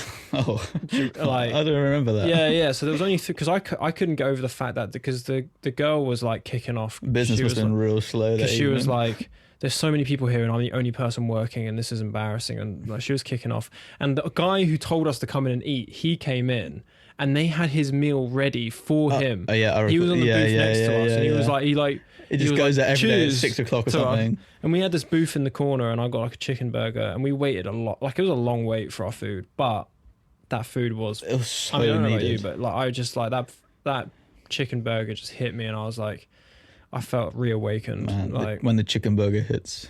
When it might not have been the best chicken burger I had, but because I was just so tired and so hungry, and had such a weird 24 hours. That chicken burger felt amazing. And the chef came out and he was like, "How was everyone's food?" And I remember just being mid-bite, putting my thumb Yeah, up. we probably all were just we're all just sat back, bellies full, just eyes barely open, looked over at him, And just this is- yeah. nodded with a smile. And this is finally the only opportunity when we start to finally get to know Charlie and James, Yeah. who we didn't even know. James starts talking about, and this is shout out to James. This is what inspired me to start shooting film. And luckily, James. I mean, obviously, we know Henry and we know Connor. They're sound blokes, but Charlie and James are both the most charismatic, warm-hearted. They're so people I easy to think get I've along met. with, aren't they? Both of them are just so they were open to any conversation. We were talking about all sorts. We were talking about falconry at one point, I remember. And it was just good vibes all round. 100%. And, I think we even offered we were all right. I mean, we barely squeezed into the halls, but we were James, come stay at the halls with us. Yeah. Because But he's like, nah. But he was like, nah. My cars. so we get so because we convoyed to Bethesda, and then James, that's when we parted ways, and he found a nice spot, and I think he stayed another couple of days after, and Definitely, I think. but no, so obviously coming back to Bangor and then dropping down to the beach, got the fire, those vibes were a lot better, because that's it was just us two, Connor and Beth and Charles, I think. I don't know if Beth actually came or not, but anyway. And that was a lot nicer. And I've got some like pretty nice memories of that. And then the second night was a lot easier, like for me anyway, where I kind of was like, Yeah. I kind of know where I am now. But man, that was a feverish trip. Like, to think that I was like, oh yeah, I'm going to go to Bangor again, definitely. After that was quite a surprise. But obviously when we went to the second time we went to Bangor, Connor was in second year. This is trip number 3 now for Hell Fellas. So I'm trying to think, shall we touch on as a something different, because I can't really talk about it with anyone else, but we'll talk about the Lulworth trips. Yeah. So obviously the Hell Fellas trips have their own things, and what I'll probably do is I'll save, I might save Sharp Edge for Connor, and we'll talk, not Sharp Edge, Cribgock for Connor, or we could touch on it later a little bit. But anyway, so we got, so that's the mountainous trips. Now you've got like the coastering, Jurassic Coast, just fly yourself off a cliff trips. So what was the had you been to Lulworth before we went with? I went to Granny? Swanage and Lulworth when I was pretty young. I'm going to say about 10 or something, in the caravan with Granny and Grandpa, Mum and Jordan one year. Not too sure why. I was say it's a bit of a weird combination, but yeah, I remember it just being like, I don't know, pretty idyllic bit of England, really. Like, it's quite, I think it's really nice down there. Like, I got a bit of a soft spot for the Jurassic Coast, and obviously, I don't know, I think me and Lewis getting to that age. Oh no, we first went with me and you, didn't we? Yeah, we were Granny and Grandpa once again down there visiting. I think it was Jenny, which is like one of Granny's like cousins or friends or something like that. But like, we'll talk about, because that was quite interesting. We'll talk about how, quickly, my first memory of actually the Jurassic Coast and New is when we stayed at. Do you remember staying at New Forest, and then we went down to Highcliffe and we were building dams. There was like a freshwater runoff that we were building dams. Yeah. I don't know if you remember that, but that was like a key. Because I remember going to this trip, I was like, oh shit, the last time we went to Highcliffe, because we went to Highcliffe again with Granny and Grandpa, and it was like storming and we were swimming whilst it was raining. You got that picture with the lightning. Yeah, the 100% real lightning. I love that comment on it. Yeah, it's like, it's not very good that you can. What? How did you do that? I was like, oh, I'm being like, I have, like, in all seriousness, it is easy to catch real lightning on camera. Well, you do like a long exposure shot, don't you? Yeah. But in that picture, it was not real lightning. Fooled the masses. Yeah. Matthew exposed photographer. But yeah, so I remember the day up until 20 minutes before we left, I'd written off even going to Lulworth Cove, because that was Harpenden Classics on the Common, and I was down on the Common. Wow. With so my granddad on my other side, on my dad's side, my mum's side, he's very into his cars. I'm very into my cars. I took my Unos Roadster, which is a Japanese MX-5, and he took his Volvo 66 Volvo Amazon, and we went to this Classics on the Common, and it was so hot and disgusting. Like, it was like 32, 33 degrees or something. Height of summer, wasn't it? Like, I was wearing jeans because I was like, oh yeah, because it's like Classics on the Common, it's full of like fucking posh people, so I better like be a little bit dressed up. I got there, I was like, fuck Classics this. on the Common. Yeah, exactly. So I was like, I was like, fuck this. I'm going to the nearest charity shop and bought some cargo trousers, cargo shorts to get the legs out a bit. And I was just sweating. And the way Classics on the Common work, which is not like other car meets, is that they close. You have an entry time and they close it for the day, and all the cars stay there. They're just stuck, are they? So I was like, oh well, I can't go to Lulworth tonight because I can't leave. I can't leave. And like, I'm talking to, I can't remember if I was talking to you or I was talking to my mum about it, but I was like, I don't know if I can go to Lulworth tonight. And that's funny. It's just like I don't know if I can go on that 3-night trip in tonight. Do you know what I mean? Like, yeah. Well, it's just like I could have. I was like, oh, it's just like, and the heat was getting to me. We went in the Mini, didn't we? Yeah, it was the Mini. So, because I was already like, because the main thing is I didn't want to drive. I was like, I don't know if I want to take the Daihatsu down there. Like we'd been exhausted. We'd used this car so much. We were taking it to climbing every night as well. Yeah. So it was like that poor thing was falling Yeah, and apart. bearing in mind the route to climbing wasn't just roads. You'd found all the greenways throughout Yeah. So we were using Hertfordshire the green and lanes. Cambridgeshire. We were trying to use every green lane possible between here and Cambridge to get to Cambridge. You try to get there on as little tarmac as possible, basically. Yeah, pretty much. You know, got to get my money's worth out Every of the car. farmer's field, you just vibrate your way there. But yeah. So obviously, I was just like I was getting hot, and like anyone who knows me knows I hate being too hot. And I was like, didn't have any sun cream. I had sun cream, and I remember I was smearing it on, and just like it was just on, and I was like, I'm not even gonna rub it in. I don't care. Like I just want to feel like as protected from this fucking blazing sun. But anyway, like I'm talking to my granddad, and he's with his friend. He's got his friend called Phil the Bread Man, who's just a guy who works with bread. His name's Phil. He drives like a Fiat. Wow, I wouldn't have guessed that from his name. Like, yeah.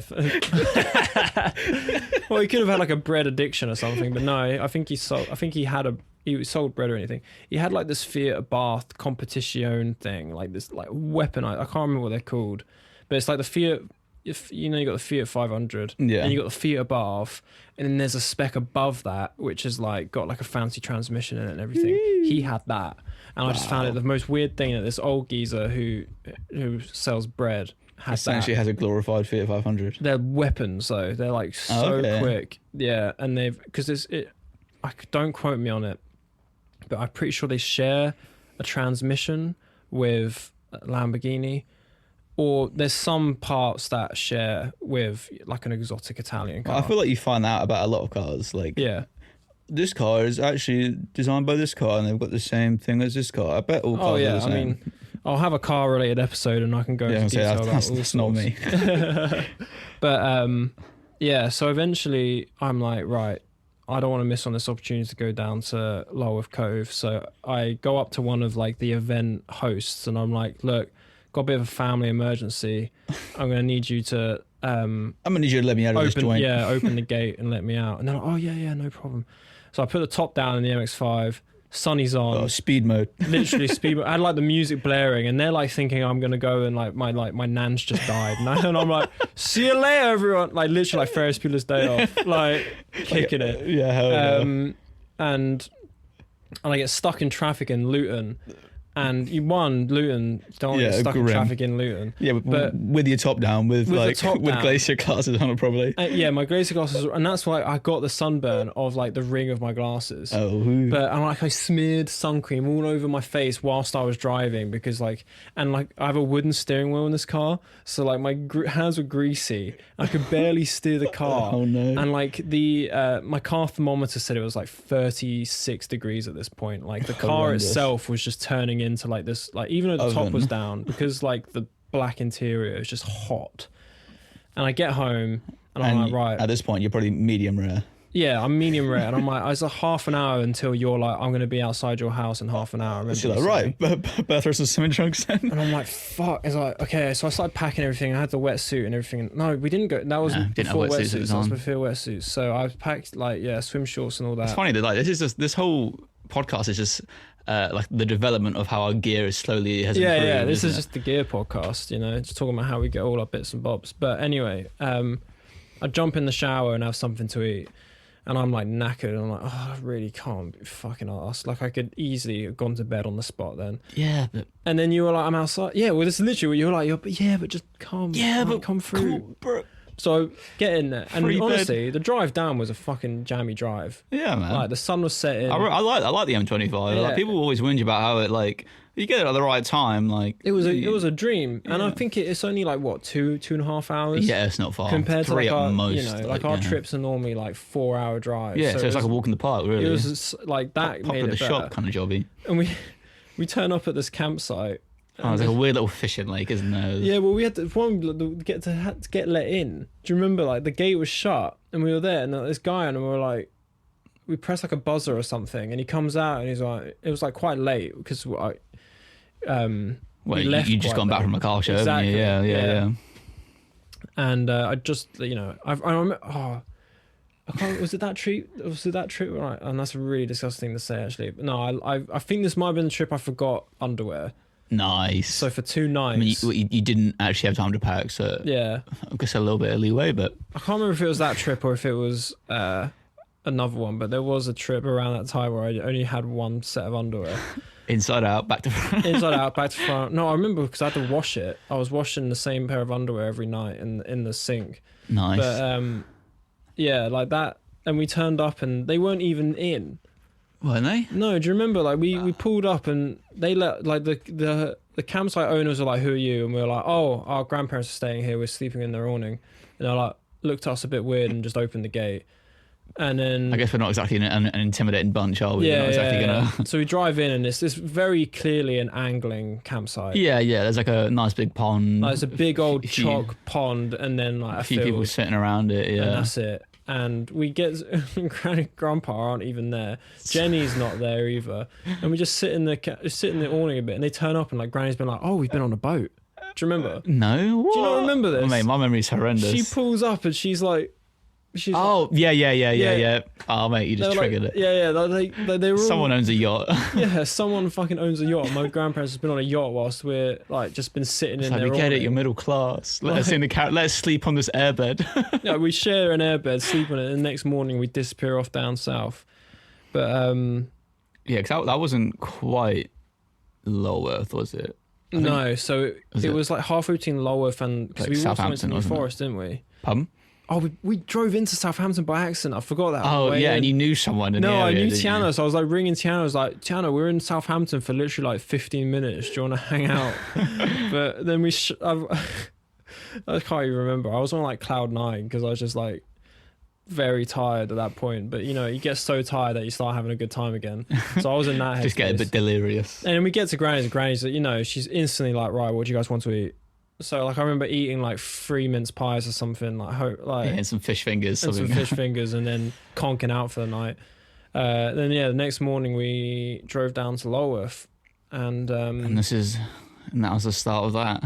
that was toasty. That was a toasty day. I don't even recall what we did. Did we find Stairhole? Yeah, so this Because was Stairhole is like Lulworth well, this is is like more popular, and yeah. Lulworth is a very nice place to go with so like your Lulworth, dog Durdle and the Door, kids. you know, it was packed when we went there, but luckily Stairhole was the least packed part of it. But it's the best part. Oh, 100%. I I mean, love it's all Stairhole. like, we didn't bring any of the climbing stuff, did we? We were literally Don't just think there. so. I think we went like half our trips pretty spontaneously. Yeah. Especially you, at least. Just like, do you want to come? Yeah, and then you leave. Yeah. I mean, that's normally what I give you, a brief synopsis of what I've got planned, what we'd need, and then And then time. it's next weekend. it's next weekend. Can you get it off work? Oh fuck yeah! I mean, Fuck, I'll try my best. But I remember going, that's the first time I'd experienced proper, like, I say proper, but like close to shock. you went a That bit temperature funny. difference was wild. I mean, it was about 40 degrees outside, and the Yeah. water's about what Icy, 8 or something. Yeah, Like, icy deep water from like a nice hot day. The first time I jumped in and I swam out to that rock and I was like, it's because it's all deep as well. Like, yeah, sort of deep and cold so and blue. it doesn't heat up. Like all along like the east coast, it's all shallow, isn't it? So it all heats up at least a bit easier, I feel anyway. Yeah, but yeah, like yeah. obviously that's so like because it's the Jurassic coast, it's got a lot of steep sides to it. So the water's especially deep. It's all Atlantic water as Yeah, well, so so it's icy cold. Icy. Icy. Glamorous. Glacier boy. But yeah, that was really. But it's just like I don't know. It's a bit similar to like obviously not on quite the same caliber, but like it was one of those surreal things where like we found like loads of caves and like places to jump in, and Yeah. you just meet random people. Like there's trips where it's just you're not sure what you're doing, you're not sure where you are, you're not sure who you're going with. Just the people you meet and what you get up to and what you see, like the exploration Yeah. of it is just Well, and that's always the best thing about, I think, when we go and we have something like Granny and Grandpa as like a base camp. yeah, I feel like 10 times more free. yeah. Like when you go, I was like, oh yeah, when we're gonna go home, we can Well, go it's home nice to to know a if anything roast. goes wrong, Yeah, you've at least got your grandparents 45 minutes away. and we can go home to a barbecue Yeah, every yeah. night. There's a dinner. like, with no There'll issues. be a dinner waiting. But yeah, that Lulworth trip was cute because I think Well, That- it kind of sowed the seed for Yeah, a few more trips. Yeah, because like I'd never done anything like that before, and I guess it was the closest thing we'd done to deep water solo so far. Oh, 100%. That route, I mean, obviously that wasn't the first time we went. It might have even been the last time we went. I've only been, so you've been 3 or 4 times? So I went there with you, Granny Grandpa. I went there with Lewis twice, I think. Yeah. Just me and him. Then I went with you and Reese. Reese and Mitchell and Lewis. Yeah. All 5. So I've been there 4 times then, once a year. Yeah, so I've only been there twice. But like, the first trip was nice because we also went down memory lane. We went to New Forest. Yeah, went to like Burley and got some fudge. So like Burley, like I mean, I grew up in New Forest, pretty like as in the same aspect that I grew up in Lake District. Like it was like an annual trip. Yeah, so we went to Holmesley campsite. And, like I learned to ride my bike there. Like we tried to go to the toilets because when I was little, I scribbled. I tried to find that last time I went. I went there earlier this year. And I remember you telling me what toilet block it was, and I couldn't find it, which is a shame. But I reckon they've switched the doors over, those freaks. But yeah, arseholes. How dare they? But I haven't been to Holmesley in a long time. Well, the reason we still go to Holmesley is because it's expensive. That first trip or second trip, we went there and just used the toilets and the showers, didn't we? Yeah, we just used the facilities. Like, oh fucking hell, like, I need to. And now there's like a big sign up that says like guests only or something. Like, yeah, like bring your caravan number with you or whatever. Yeah. And, but yeah, got some old fudgo from Burley. I have like an iconic picture of you pulling up next to a horse. And me just like talking to the horse. Oh yeah, I have a large fries. I have a sausage and mushroom pizza. Boneless. And but no, yeah, that was like a night, and it felt like such like a safe trip. Like nothing really felt out of grasp. Yeah. But that trip set up for, and I think it'll be the last one we'll touch on. Just unless, I mean, to be fair, we'll see how long we can go for. But I mean, we might as well. I mean, so I went with Lewis a couple of times, and that was just kind of heavy coast steering. Well, yeah, because you tell me about the one where it was like really fucking stormy. You went once, like I remember. So that was just Lewis and his family. I think. I don't think I've been there when it was stormy. Oh, was it Lewis? He went by himself. Yeah, I think it's like his family. His parents have got like a really nice brand new, like VW camper, I think, and they all went down there, and it must have been like, you know, not summer, it must have been what other time of year, but like he's got some crazy videos of it just like blowing out through the caves at Stairhole. Yeah, blowing so there's up. two main. I never went when it's like that. Yeah, for people who aren't in the know, so Stairhole, Lulworth, look it up. It's these two huge. It's basically like this shifting plate of rock, which is like on its side. It's really like interesting. Yeah, bit of the rock formation is fucking wild. And then these two holes. You've probably been on a school trip down there if you live in Southampton. Yeah, a big cave and a small cave have been pushed through. I think it's like limestone through granite or something, isn't it? Like, and yeah, it's one of the best spots in Lulworth in that kind of Jurassic Coast area for like deep water solo, cliff jumping, sailing, yeah, and it's in a 3-hour drive, so it's just easy to go for a weekend. And we stayed at a campsite. Oh, I can't remember what it's called. Like Snelling Farm near Bovington Tank Museum. Oh, so this is so. Do you want to touch? We got to touch on the Donny. Yeah. But do you want to touch on any of your stuff in? So the 2 trips I did with Lewis were pretty simple because it was still really new to us both. So it was just kind of the explorative side of it. But you like wetsuited up pretty much. Yeah, on the second trip we bought wetsuits. Yeah. Obviously, because it's absolutely freezing. If you want to spend more than 50 minutes in the water, you probably need a wetsuit. Yeah. So we kind of just discovered the jumps. You know, I did a bit of just like simple exploration. Really, I don't really recall any sort of like major things. And where did we stay? Oh, we stayed at YHA Lulworth, and we stayed in like the communal rooms. So like where it's like more people in a room. Yeah, I will never ever.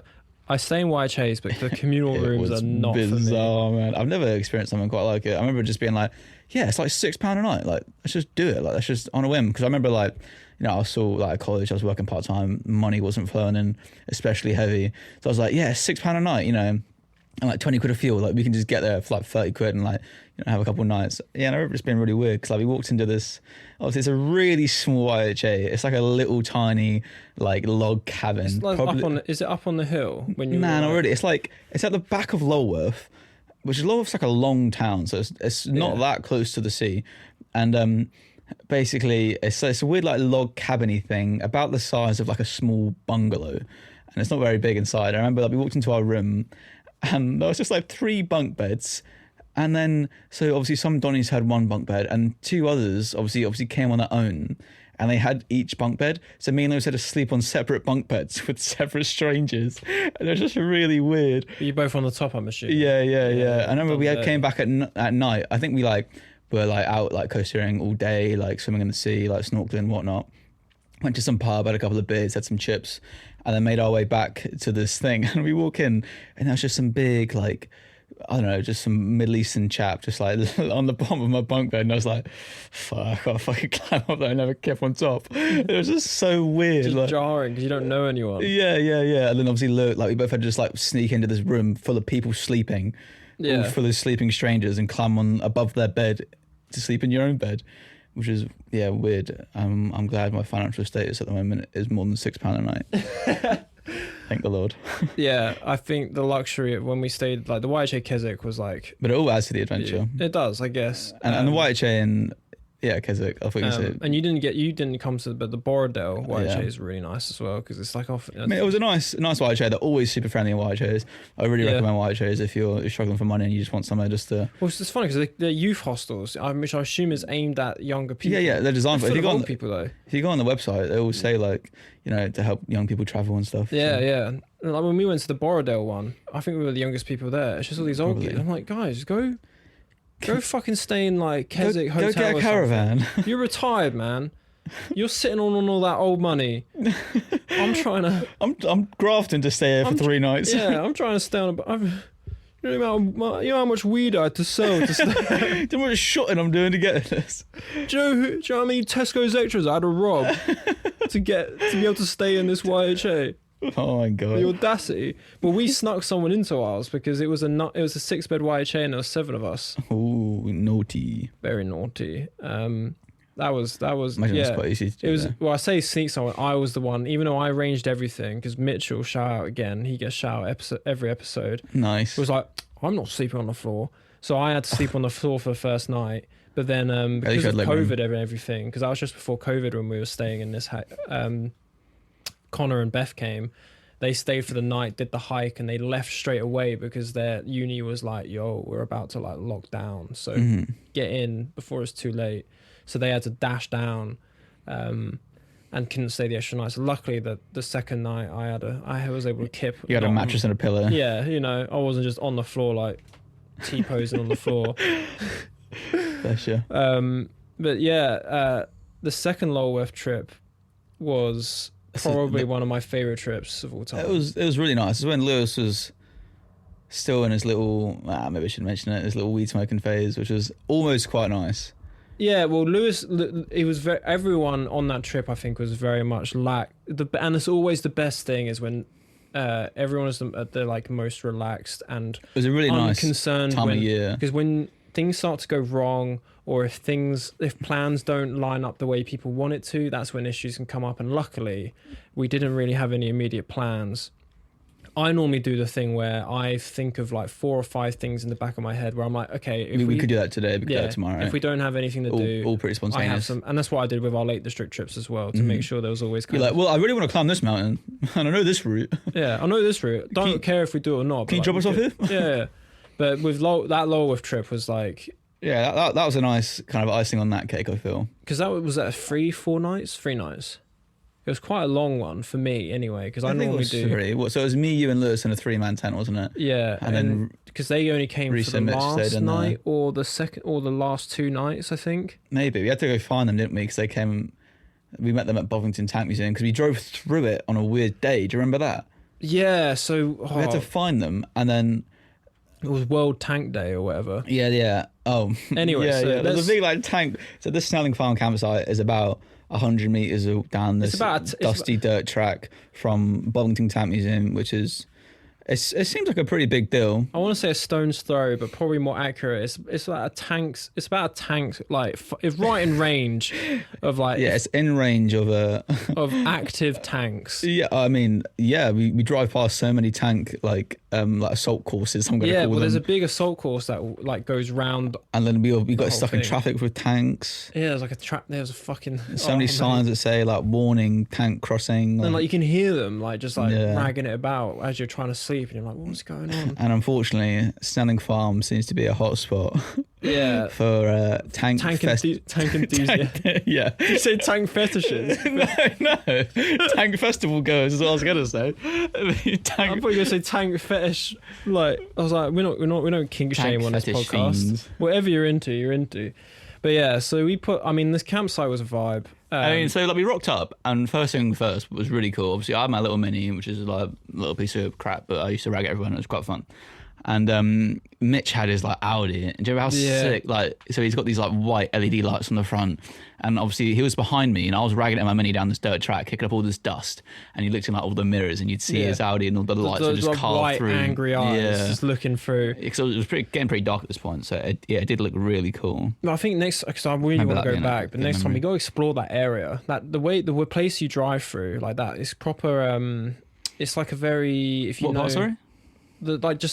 The drive, that track down, like that whole, because there's loads of footpaths. Yeah. We could take some bikes, do a bit of mountain biking. That'd be a vibe, but it's quite good routes there. Yeah, so you go through this Bovington tank, and like, because if you know the Jurassic Coast, you know, like a huge section of it is like this very sandy, malleable dirt ground, kind of like your New Forest vibe. Kind of like, it's all really sandy. And if you're like local to me, and you know, like Chick Sands, it's that sort of forest. So it's like very sandy and like red dirt, and it's kicking it up, and it looks sick. And we stay in the field, and the campsite itself, I don't know why. It's pretty minimal, and it's really nice, very cheap. It's perfect because it's like, I think, what was it like? Well, I remember it's fully booked out, and you sent an email saying like, oh, we're just like aspiring like coasterers, like rock climbers. We just need and stuff. somewhere we can be in and out. You won't even see us. No, we like drop money in fine. a pot or whatever. And they're like, yeah, come down. And it was dead. Yeah, and there's like the two fields, isn't there? So there's like the quiet field and the loud field. Obviously, boys being boys went to the loud field. Hell yeah. And we had like a nice little corner.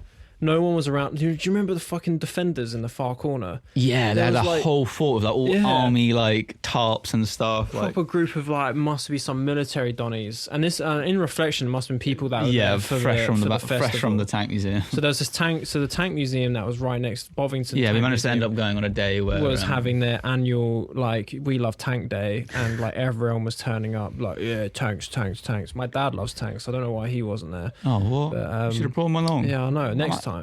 Imagine. But I dropped that like when I was like, let's get the whole family down, and my dad was like, I love tanks. I was like, well, let's fucking go. Yeah, it's New Forest, Bovington Tank Museum, because we couldn't. The Jurassic Coast. Part of me was like, yeah, we'll go to Tank Museum at some point, but we couldn't because of this huge festival that was going on. We had to like book tickets, didn't we? But yeah, so we have our own little space.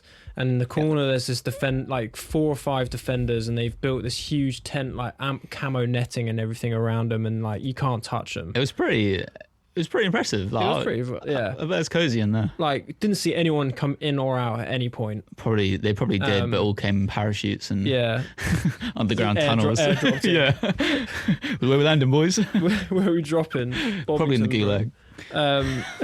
Fuck's sake. But so the field had, apart from like, it had solar showers and compost toilets, so it was completely off the grid. It's one step away from a wild camp, isn't it? Yeah. It's one step from digging a hole and doing your business in there. But yeah, we ended up at our little corner, and this was before. Did Mitchell and Reese get to meet the guy?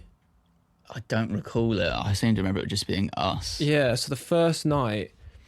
But he just like set up his chair, but we were setting up our tent. Well, the thing is, he set his tent up like he could go anywhere. Like, you know, like standard, like if you're in like in a men's toilet, and courtesy is like if you're at one urinal, you leave like 2 or 3 urinals. Like, this guy came right. They could go anywhere in a campsite. Yeah, there's like an unspoken rule, like when you're camping, to just leave some room. Would you like? He pitched so close that we could be crossing guy ropes. Like, he was right next to us. I mean, you brush that off. You're not really out the tent that much. But then we all sat outside in our chairs with a little, like, you know, fire pit roaring away, and telling campfire stories. That was another cool thing about the campsite, is they gave you. Yeah, but then matey boy set up his chair pointing towards us and was just like shouting comments at us as we were setting the tent up and stuff like that, just trying to have a chin wag, but we weren't really having it because we'd driven like 3.5 hours and exactly, and we were I don't think I've been as tired as I was at that weekend. Like the amount of stuff we were doing at all times, just staying busy. Like, yeah, it's pretty horrendous. every night I was like, I'm ready to conk out. Yeah, I mean, we go to places 2 nights, and every day, Like we fill our days up. Yeah, we make sure we're there's heavy. shit to do. We're back at night and we leave in the morning. But like he just like he. I remember because we were talking. He was like, "Oh, so what you guys here for the tank museum?" We were like, "No." No, He was like, "No, we're not into that." Like, no, we're here for we're not into that. we're here for like Lulworth Cove and shit. And he was just like, "Oh yeah, you're not one of them tombstoners, are you?" And we're like, "No, well we do Deepwater Solo." And he was like, "Oh, what's that?" And I'm like, "Well, it's just rock climbing, but over the water." So it was you that was giving him the time of day. And like. But I just remember he just started ripping into us. Do you remember? He's like, that's like stupid. He's like, you guys are being fucking like I respect it. He was like kept saying, he was like, I respect it and you can do whatever you want, but you're a fucking idiot. And like I was just like, excuse me? I'm like, mate, can you aim your chair to anywhere else apart from looking at us? You fucking oh man. And I've got some great pictures and actually that Of him. Yeah. I might actually make that no, never mind. I would love to use James's picture, but I'm using that picture of you with the stick. Yo, that one. Yeah. In my orange hoodie. With the orange hoodie, you just look like this ominous being in the background. But yeah, we that was some firewood we definitely purchased from selling campsite. yeah, of course. We missed that every evening, didn't we? So they Donnies came around in the little quad bike of a trailer for the firewood. And we're like, nah, we're just gonna go into the woods, mate, and Yeah. just pick foliage and shit. But yeah, Pick foliage and shit. you know, as you do. Is that the title of the podcast? Yeah, foliage and shit podcast. But yeah, I don't know if I even been bothered to talk about actually like the actual stuff we did before. I mean, what about the folly? Wait, what? The Ford. That's the word I was Ford. looking I was for. like, folly. I was like, okay, the Ford we can talk What's a about. But folly? also, mate, I mean, quick time, we'll close the door on him. So matey boy disappears the next morning because he goes to his festival. Luckily, I don't think we ever see him again. No, thank God Or for no, that. I have a feel. I still think he overheard us talking about him one night because the next day he did not acknowledge us at all and then left. Oh dear. I think that was the one thing I remember because we were like. I mean, like, that's what? how you know you're too close though, when you can hear Yeah, someone's well, conversation. exactly. So maybe it was a learning curve. For But him. yeah, for the first night, and maybe even the first 2 nights, Mitchell and Reese weren't there, so we were just we went to Dancing Ledge, and that wigged me out because you guys. So we got That's to pretty dance. rough, wasn't it? Yeah, as we well? got Dancing Ledge, and like we went at the wrong tide time, so you couldn't really do much there. But you guys went and disappeared off around. Yeah, we kind of went around the corner and just exploring the rocks. So you did and some stuff. swimming, and I just was like, nah, fuck that. Like the water's a bit too choppy for me. It was I'm just great. gonna read my book, and I'm fine. Like I'm literally enjoying my day. I was reading, and I was literally, keeping in the mindset. Like I was reading Alex Honnold Alone on the Wall about rock climbing and stuff. So this So- is Mac Glanville alone on Dancing Exactly. Ledge. So I was like vibing. Like I was like getting a bit of a tan We were going, relating. taking some pictures of the local area, and then this old guy comes around, and he comes up to me, and he's like, "Are those 2 boys that have just gone around the corner? Do they know what they're doing?" And I'm like, "What do you mean?" This And is it the was first time I've heard this. like, have you not heard about I don't this? think so. I'm pretty sure I touched on this because I was starting to wig out, and like, this was 20 minutes since you guys left, and I was like, "Yeah, I mean, we're all, I mean, we're not, you can't really be a professional climber, but Yeah. we're all, We're physically able and we're decently physically strong. able. swimmers. We've done this several times before. This is the second time we've been here. We kind of know what to expect, and we've been rock climbing for like 3 or 4 years now. And he was like, "Oh, okay, all right. I just I'm very aware that no one's seen them. Like we've been watching them, but they haven't come into view for like." What a horrible thing to say. And I'm like I was gonna make. sitting there, and I'm like nice to enjoy my book, and I'm like, "Oh fuck." To be fair, And I'm where like, are they? And I look at the phone, I'm like, I've got no service, so I can't. And like, you don't even have your phone on you anyway. No, so just my wetsuits. concern was like, I've got no service if I need to ring like Coastal Rescue or something like that. And I started fucking bricking it. And this guy just like walked off, and I was just like, all right, wait. I was like, I assured him, I was like, I'm fine, like, I'll be fine. And I carried on reading my book, and I was just playing on my brain at that point. I mean, And, like, he did just sow a seed of just every here's 10 some yeah, like even- anxiety and overthinking for you. Let me just put that under there for you. And I was like, for every 10 minutes that you guys weren't there, I just got a little bit more like, I haven't seen them in Did a you while. keep like? I can imagine you just sitting there, just like peeking over your book every now and again, just like. Literally, I couldn't concentrate on my fucking book. Oh, you anymore. ruined your book for You you. know, I was really enjoying that. I was I like, bet Alex Honnold hasn't got to worry about that. And the thing is he was talking about how like people die rock climbing every day, so I'm starting to be like, what is happening? And I bet it was alright. I bet it was nice. We just saw us just suddenly appear over the under the waves and past the rocks. So I remember at one point, oh mate. So I remember at one point I started to real get wigged out. So I walked back over to the fella who's still sitting there with his missus. Mm-hmm. I'm like, all right, I'm starting to get a bit concerned now. And they're like, yeah. And I'm like, oh, fuck off. and I'm like, I don't like, do I just... Any words of support? Or? Like, I don't actually know what I would do in this instant. Like, when is it been long enough where I'm like, oh shit, I should call someone because I don't know where you guys are. Mm-hmm. And they were like, they were just saying how I was like, oh, I think they said like, oh, we're going to be here until the sun goes down. If you wanted to go up and call someone, we can keep an eye out. I was like about to take down his details and everything. And I was like, well, I know that they know we've only got parking till like a certain time. So I'm going to wait like another 10, 20 minutes. And then if there's no sign, and literally as I turn around to walk back to sit at my spot, I see you standing like on this rock out in the, like literally like a speck in the distance. Oh my God. And I remember seeing you and I was just like, oh, thank fucking God. It just kind of puts into perspective how glad I am that like my parents don't come on these trips.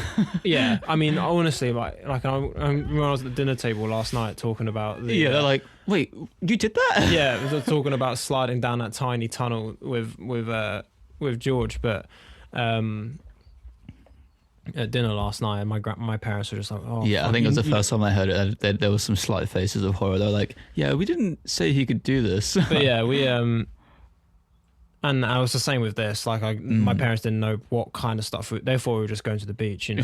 Yeah, like, that's a good thing about Jurassic Coast. You can just say that. Yeah, but we were actually like, you know, jumping like. But I mean, what's it called? It's called like the Diver's Ledge or something, wasn't it? That was my highlight. But anyway, so eventually dancing there, I see you guys. And I think I like waved for you guys to come back because I was just like, look, can you just come back? Because I'm fucking like, I'm in my feels now because the matey boy just coming over and planting that fucking seed in my head. So I'm like, come back, please.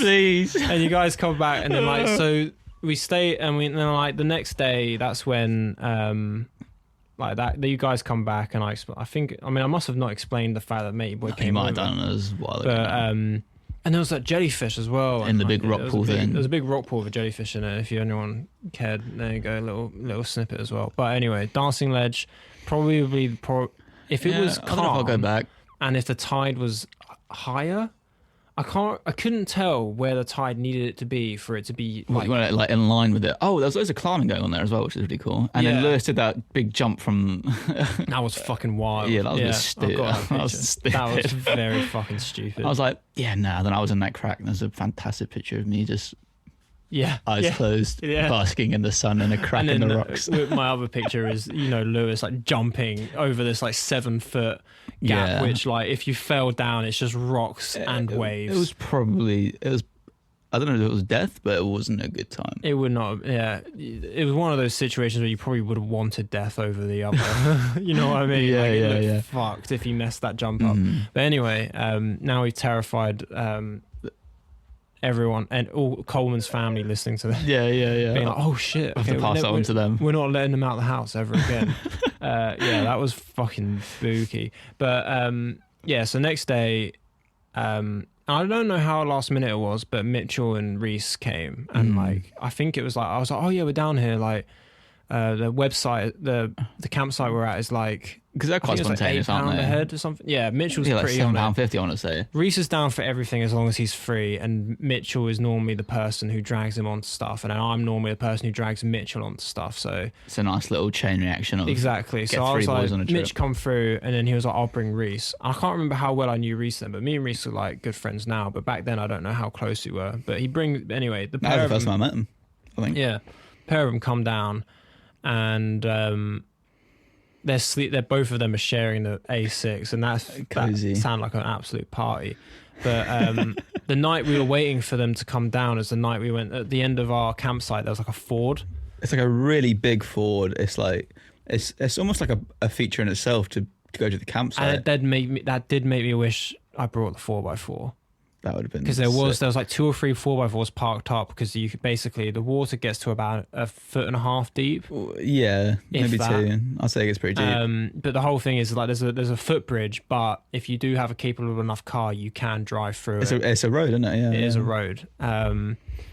And yeah, like we just spent. I think we spent every evening. Yeah, every evening. Nice little walk. Like we'd all just wait until the sun goes down. There's something to do. And in the evenings. it's a good like in terms of tiers of getting clean again. Like after being salty and disgusting, to get into the have a river, little rinse in the stream, and then go back and have a shower. Yeah, it's have like a little the perfect shower. combo of like washing everything off. But and then for 3 boys to cuddle up in a 4-man tent. Exactly.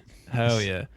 That last night. Oh my god. I don't even know how I remember. All I remember that last night was being so hot and just like it just smelled sus and like because it was just like salt water, river water, sweat, anything you can imagine, and boys and then I remember I think it was like 2 a.m. and I was like I'm gonna play a little bit. I had like a drift game, like a car drifting game on my phone. Nice. I played it for like 2 minutes and then it just fell on my face and I somehow managed to pass out. What with the phone? You woke up in the morning with the phone on your face? No, I woke up with the phone on my chest and luckily I had it charging, so I had battery the next day. But yeah, like we I can't remember. Did we take Mitchell and Reese anywhere apart from Stair Hole? Or did we just head to Stair Hole? I don't recall them being anywhere else. Yeah, because we did. But Reese was like we.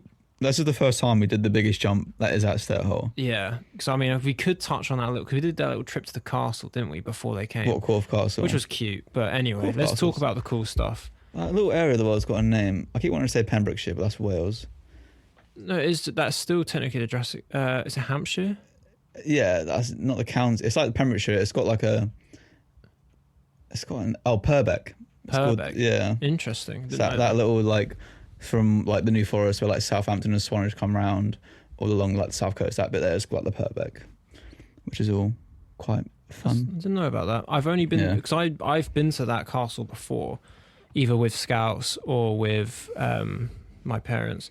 But that was quite cute. Yeah, Corfe Castle, I think. Yeah, It's called. but we didn't pay to go in. We just walked around it. Yeah, around like the little dodgy fence bit around the outside, and we got a smoke from the bakery, didn't we, that morning? That was quite Yeah, nice. we saw the steam train. That was cute. It was a 3-man effort as well to parallel park my car. I remember that was quite funny. Oh my god, yeah. I just did what I was told. You guys were like, right, forward up to the left, forward, back, left.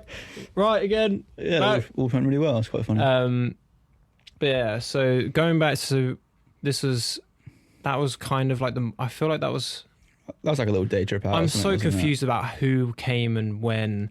That's a problem once you go to the same place so many times. Like everything. it blurred, but so I think it must have just been for the last night they came. Yeah, I don't know. Or maybe we were there for 4 nights. 4 nights. That feels mental. I don't think I've ever been in anywhere camping for 4 nights. It must have been 3. No. It was because they came the evening after we'd been to Corfe Castle, so it was 3 nights. Anyway, so they came that evening. Glad we cleared the air on that. Yeah. Let's nip that in the butt so we can. We just hit 2 hours. 3 nights, people. We've just hit 2 hours this episode, so let's not go too deep into it. But anyway, You're gonna have a lot of chopping to do. yeah, we'll finish off. Yeah, we'll finish off with the divers jump, I think, or the divers. Yeah, so all 5 of us, and we were wetsuited up at this point. Yeah, but after Mitchell and previous Reese- trips, we've geared up since. Yeah, Mitchell and Reese weren't wetsuited up for this, and I didn't get Reese's comments on this, but Mitchell was not enjoying getting that cold. Last time I checked. Without a wetsuit, it is like ache your fingers, brain freeze underwater. For sure. Like the water temperature hits. I don't know. At this point, through like my work, I had wetsuit gloves, I had wet shoes on. Everything was covered except my head. So we were pretty equipped. Yeah, I had like a triathlon wetsuit, so it's kind of more designed for swimming, which meant it was a bit thinner, which wasn't ideal. But mobility through the roof. Yeah, and I had boots, which was nice. Little booties that kept filling up with water and making me look like I had swollen feet. But yeah, that was the fucking. So me and Mitchell, we our highest jump was off the big cave, the top of the big cave. So that's like the left-hand side one, which I would say what good, like 25 feet. I want to say 20 feet. Yeah, I think 25 is generous. I think on the tide. Yeah. Well, I remember with ours, I was so conscious of the up and down there. the weird like with this, and it's always, and I don't recommend tombstoning, and I'm not very experienced with it, but when predicting how deep water is, if you can't go in and check the water beforehand, which luckily we could, this water was the exact opposite of what you normally you see dark water and you're like, that's the deep part. But in this case, you need to find the white, like the water that you can see sand, because you know the sand is going to be the bottom. But if you jump in on the dark bit, you're jumping in onto rock. Yeah. So there was this with the second cave, you had to make sure you were diving exactly where there's like a sand patch in the middle. And to be fair, it got to the point of where we were jumping so much and from so high, like there's a big like cliff on the other side of it where you come down, and there'll be people gathering, wasn't there? Like, Yeah, and some people were like clapping. The police turned up at one point, and I was worried they were going to bollock us, but they didn't do anything. They just watched. I think it's pretty frowned upon but tolerated kind of thing. I think luckily with the wetsuits, it kind of wetsuits get out of jail free card. Yeah, the wetsuits add to our credibility that we kind of know what we're doing. And I mean, I say that we do. Like I feel like we're very careful. Yeah, and we had our climbing shoes. I mean, depth's always checked. Yeah, we were doing like traverse routes as well, so we were climbing there. Oh my god, I've never felt the euphoria before of climbing something when we all did that round. Yeah, so that obviously there's the cave. Yeah, and we did it, and then no one did it but me. Yeah, we got to the end. I was like. I can't explain how excited I was when I got to the end. Like everyone, because it's a deep water solo route. So if you fall in, you're falling into the bitterly cold sea. So there is some sort of a, punishment if you do fail. But as you got around, and I don't know, like the last like third of it, like no one else really experienced, but like it was almost the best part. And I can't explain how like. The one wave of endorphins. You got to climb right up into the top of the cave. Yeah. There was a bird as well, and you scared the bird. Yeah, it was so cool. Like you have to properly use your feet, and like at every kind of hold you could think of, like jugs, crimps. It was so cool. Like I want to go back and do that route again at some point. Well, I want to go back with more. Like, unfortunately, I've fallen off the climbing height, but I need to get back in my climbing, like good position of climbing to do some proper deep water solo routes there, because we only did, I think 2 or 3, because most of them were quite high grade. They're pretty difficult. And in a wetsuit, they feel a lot harder, because the wetsuit really does hinder you quite a bit. But especially wet ones, you're a bit heavier than as well. Yeah, if you've already fallen in, it's like, okay, I kind of just want to, you just get bored and just start jumping in instead of actually doing any climbing, which is basically every trip that has been for us, well, for me at Lulworth. Yeah, well, free water solo until you can't anymore. Yeah, free water solo for like a little bit, and then you're like, right, fuck, let's just jump in. Let's go get some chips, And I enjoyed watching you guys do the diving. That was so cool. That was fucking wild. And probably one of my favorite pictures of, because was this 2018 as well? Was this summer of 2018, or was this summer? It's got to be, because it was post-lockdown, obviously. Pre-lockdown. Yeah, sorry, yeah. I had red hair. No, I had red hair for the first trip. I like how you can predict the years and the colour of your hair. It must have been 2018, because I don't know if it was 2019. Regardless, I'm not too sure. Anyway. Yeah. But that was really cool. So it's like this huge slab, isn't it? Yeah, so basically the way that stair hole is shaped is like, it's almost like a ridge. It's like a ridge. When you get to the top, it's like a knife edge ridge. Yeah. And you can walk along the top of it, and we all got to the top of it, no problem. You can scale the side of it and get to the top, and it's fine. But on the other side of this giant slab, this ridge, it just falls off, and there's water, and like because the way stair hole is shaped is that it's like a little lagoon where the 2 caves break through, but then the other side is just the ocean. Yeah. And the other side was, normally we're jumping into that lagoon, but the other side is where this new jumping point what we found was. Well, we climbed to the top, and there was some other climber there, wasn't there? Yeah, and he told us, seasoned climbers there, and he told us, he said, yeah. So you see that little ledge down there? You jump off that way, and at this point we hadn't checked the depth, admittedly. No. But this gent said, yeah, that's called This was probably the second booky thing that happened this trip. Yeah, he said after losing you at dancing ledge and shitting myself. But this gent was like, yeah, that's called like the diver's jump or something, or the diver's ledge. And he said, yeah, you can jump off that, and that's fine. And we're all like looking at each other, like making eye contact, like, I don't know about that. It's a bit booky. Well, from me and Mitchell were like both big. So you both climbed off pretty far left at this point. Yeah. Like you continued along the ridge, and it's just me, Reese, and Lewis. Like we were both very much like fuck that, and I'm surprised Reese sent it, but I've got this great shot of like the paddle boarders came around. Yeah, And so when people were because they like- knew something was going on. People, yeah. That's how you know you're doing something pretty stupid if people would actually want People to see start you do stopping it. and watching. People start going, hey, wait, he's not gonna. He's not actually going to do that. Wait, he's just. I'm gonna have to see this with my own eyes. So we like climb down. So like all three of us make eye contact after listening to this chat, and we're like, I don't know about that. That's a bit. So you'll climb down to this little ledge bit, and it's not very big. It's not very stable. There's no handhold. There's nowhere to put your feet. Like it's all a bit like I could just slip in at any point at this point. But like you're holding on for dear life, and you're looking over the edge, and you're like. And it's like the ocean, so it's not like the lagoon's nice and calm, but it's like it's a bit of remorse. it's wavy. Uh-huh. You know that there are because there is the picture of when one of you's already jumped in and you're standing on a rock in the water. You can get an idea of the. So of the you depth know that like if and you the fuck height, up that sorry. jump, you're bang right in that water. And I was just like, oh man, I think the paddle boarders. I can't remember. I'm pretty sure one of them. It's a bit of sense of security. I'm Isn't pretty it, sure as well? one of them was guiding you guys. I don't know if I was imagining that. Would have been me. Might have been the other two. But I remember just like, because I was the first one. So I got to the edge of it and I looked over and I was thinking, I don't know. How high do you think this was? I'd have to look at the pictures again, but I want to say a good like 50 feet. Yeah. Like you I would jump say off, 45, 50 you're, feet. you're in the air for a second. You can think a thought. You can be like, wait, what's going on? And then you hit the water. Do you know what I mean? Like you can think about what you're gonna have for dinner. Yeah. And you can still haven't hit the water. You can say, oh, when's our parking finished? And then you can hit the water. But like, I remember just like, I don't know, I think I was just young and stupid at the time. And I've still got this little bug about me where like, if there's something stupid and I think I should do it and I think I can do it. So I do it before like presentations in uni or like obviously big jumps or anything that I like really want to do, but I do have that kind of mental stigma of trying to, my body trying to stop me doing it. I was just going to be like, fuck it, let's just do it. And then I just did it. I just like leant forward and just pushed off with my back foot and just launched myself forward. I remember, I don't know, like Jesus. the endorphins of it, it's just insane. I mean, watching you, I had like an adrenaline spike just watching you guys do it. But like, I thought, like for me, like it was, this one guy just said you could do it. I was young and stupid and I thought, yeah, fuck it, that'd be sick.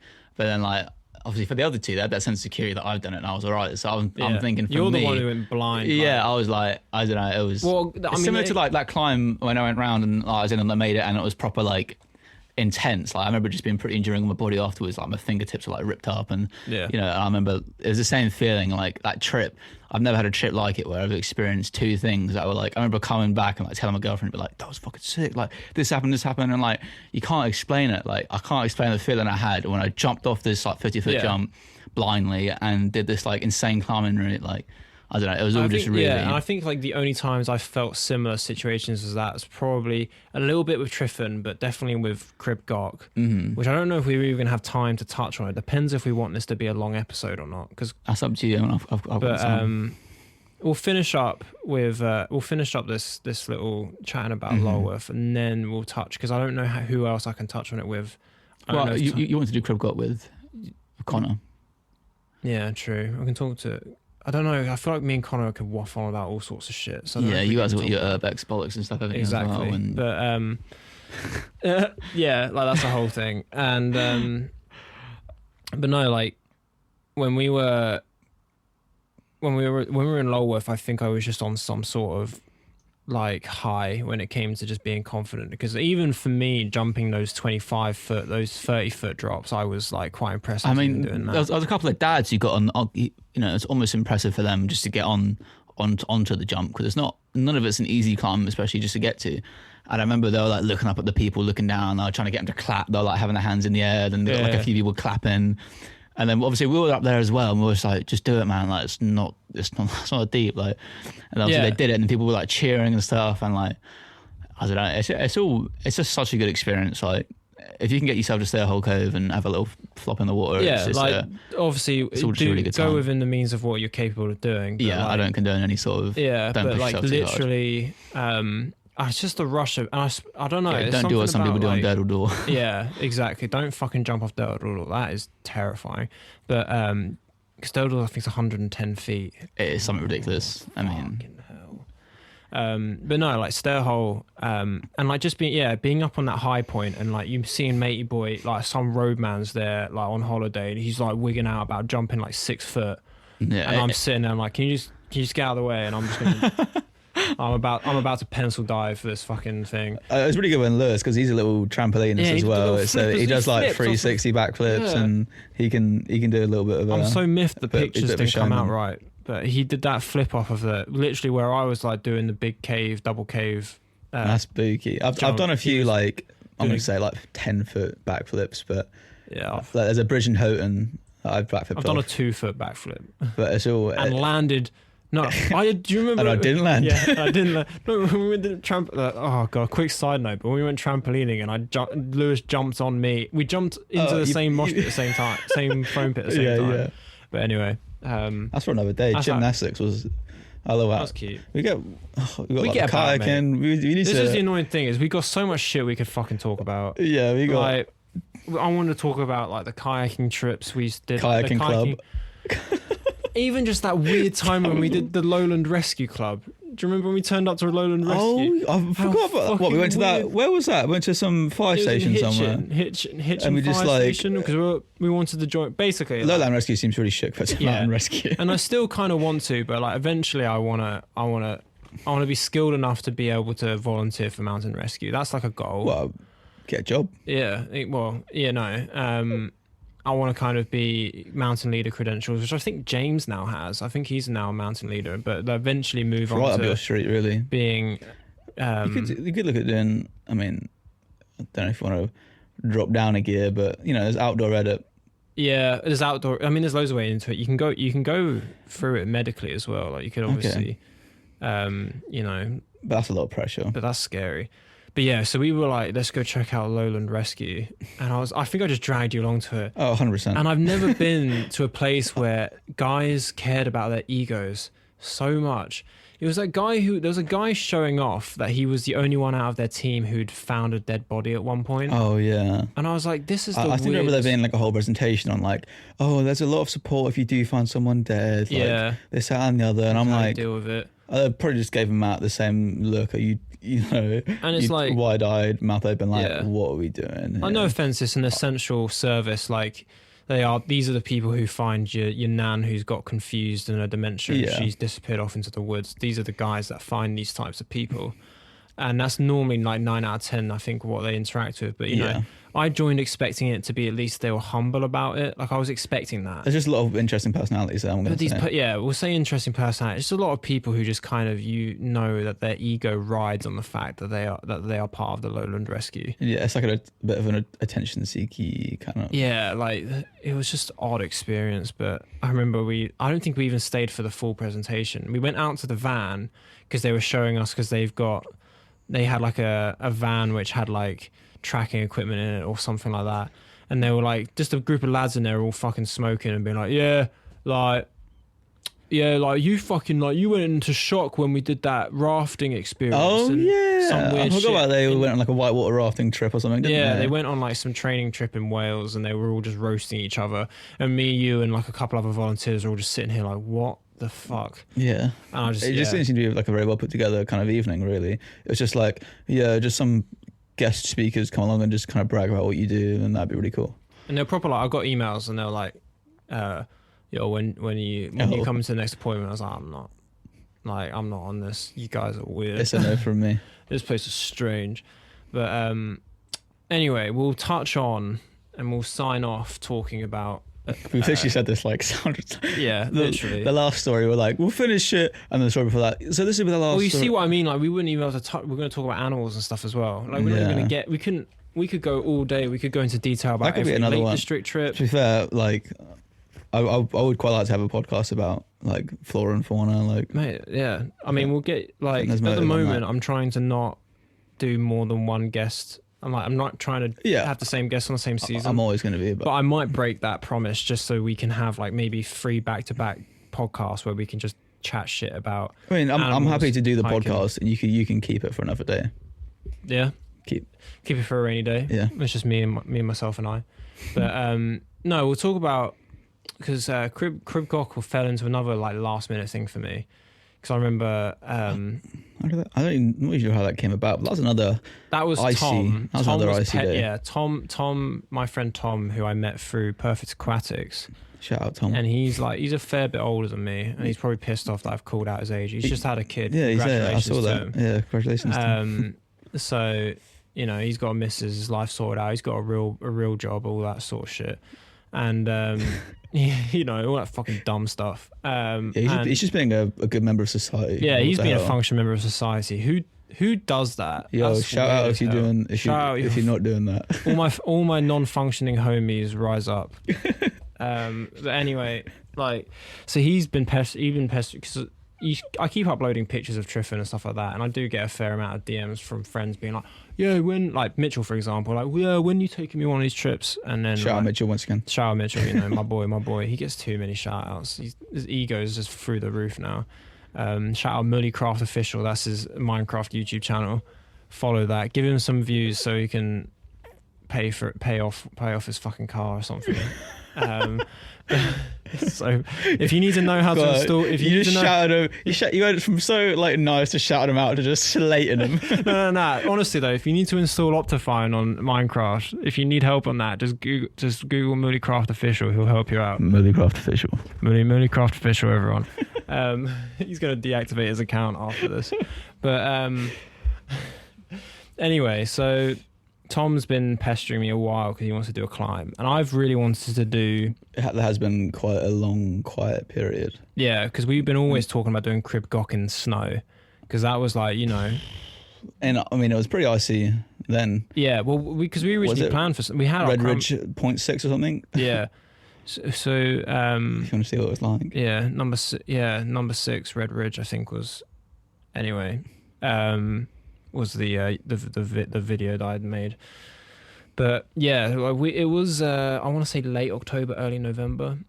The date 14th of November is popping into my head, but I don't know if that's accurate. That sounds alright to me. I mean, I could look it up again. But yeah, that was banger again. This time it was the new, there was actually like a house that we went to, and Beth and Connor were there. Yeah, a couple of nice sofas. That was and right. We slept on the sofas on the floor in a room where we crazy. Had space. But we turned up like we had a whole sofa each. It was a vibe, mate. Bro, we were living the dream. Living lavish. You know how the 1% live now. But because I was working, this is when I was working with my dad, and we'd just closed the office at 7 because my dad was working overtime, and I was like, Dad, I'm supposed to be going to Wales tonight. Dad, I gotta go. And then there was an accident on the A505, so I didn't get home until almost 9 o'clock. So I think we left at around about half 9ish. Well, didn't we go in Tom's Fiesta? So Tom picked us up, and we went in his 06 Fiesta, which the speakers barely worked on it. And I think he got a mad MPG in that though. I remember giving him 15 quid for fuel, and he was like, "Oh, remember he filled it up for 20 quid." Yeah. I was like, "What the fuck?" And that was a good. We listened to podcasts and stuff, which was well nice. First time we listened to a podcast on the way up. Was it Cody Co's one? We listened to Cody Co's on the way back. No, yeah, Cody Co on the way up. And it's one with Alex Honnold in it. Yeah, we listened to the Joe Rogan and Alex Honnold podcast, and you fucking conked out during that. Yeah, I don't remember it. You were out cold, and that's why I got a nice picture. But anyway, nice picture of me. Okay. So yeah, we go up to, and this was literally we left at 9 o'clock. We got there at midnight. It was a one-nighter. Next morning, we woke up at 5:30 in the morning. Yeah, well, we decided to get there. We're like, oh yeah, we'll go there. We'll get to Connor's house at midnight, and then we'll do a nice sunrise hike. Yeah, let's get a good 4 hours sleep in. Get a good 4 hours sleep. We drive in the dark, and I just remember seeing Crib Goch as looming black mountain in front of us. Yeah, huge silhouette. A little bit of poo came out. Oh my I was God. fucking bricking it for this, and it was cold, and this Tom's little car's chugging away, but I wasn't 100% relying on it either. Yeah. Literally a couple of weeks before this trip, Connor was messaging me being I need a new car, and now he's taking the car he hasn't yet replaced up this hill. If you know Penny Pass, it's a bit of a trek. We park up in Penny Pass car park, and it's already raving. There were people there, and that's Snowden for you. and like the light was starting to come up, but it wasn't until we were about halfway up. Well, we got to the ridge. base of Crib Gok, didn't we? Well, yeah, where Like the the path splits off. Yeah, towards So the you either Lamberis. do the pig track. It's pig track along the bottom. Oh yeah. Or you go up over Miners. Crib Gok.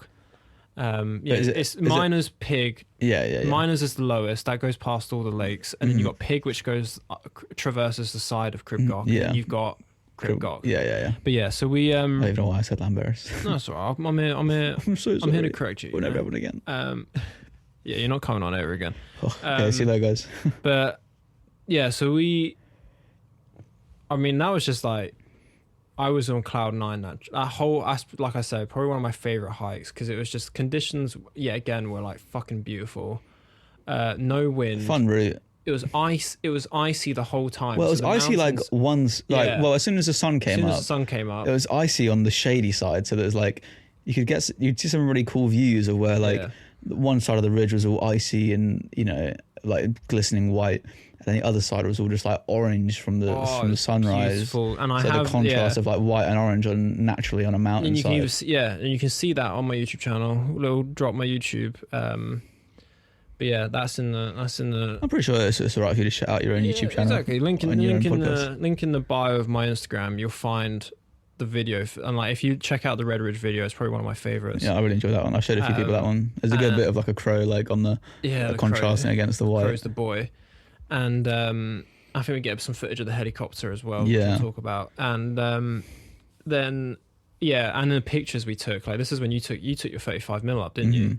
And your pictures were sick. Like Hell yeah. even though they were like you didn't know what you were doing. No, I light-wise, just pointed at it and pressed the button. but they came out proper sick, and I've got a couple of those on my Instagram. And if you want to, put a picture to the scene, check that Yeah. out.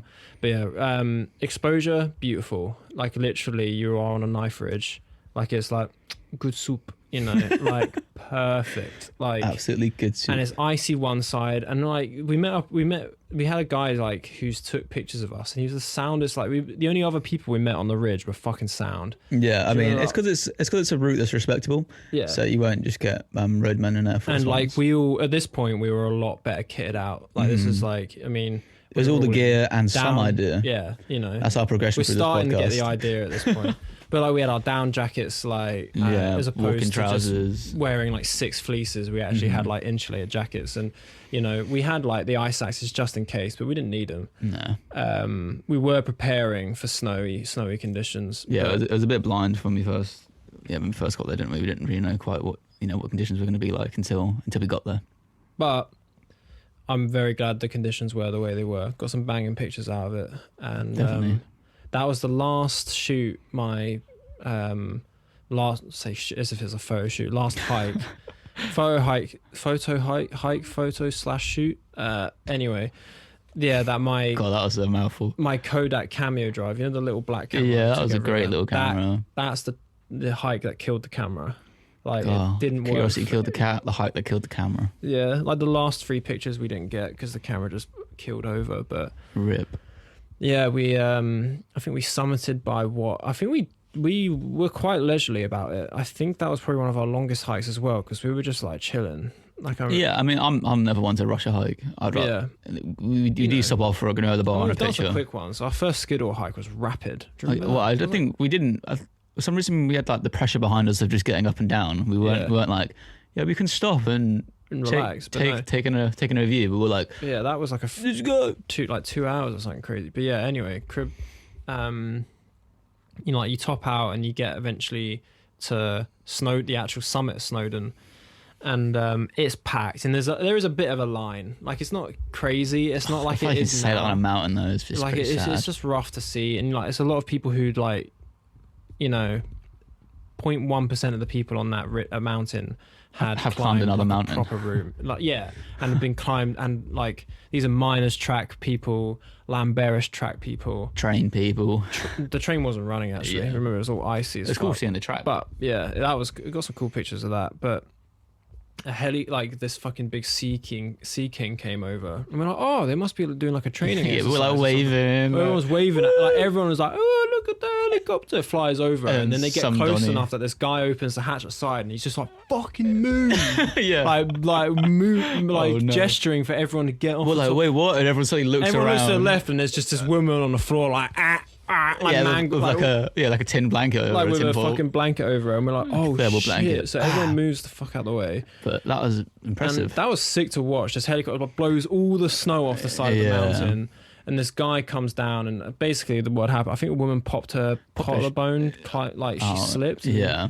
her shoulder popped or something like that, and that's when I checked out the Lambert Mountain Rescue page because of like that incident. I was like, oh shit, they log every incident and tell everyone what happened on the mountain. Wow, they log instant and just humiliate you. You just fucking humiliate anyone who's So fluffed that's it on the Matt's side of the motivation mountain. is to not end up on the page. So 'cause that's it- 'cause if it's anyone put cares. publicly- Yeah, if you wonder why I'm so over prepared for every hike I do, is because I don't want to be on one publicly of those. humiliated. I was like, here's Matt. He fell over because Matt he wasn't wearing the right shoes. Matt was wearing the wrong shoes and he wasn't on the right path, and that's why he's broken his ankle. But yeah, We picked him up at 4:30.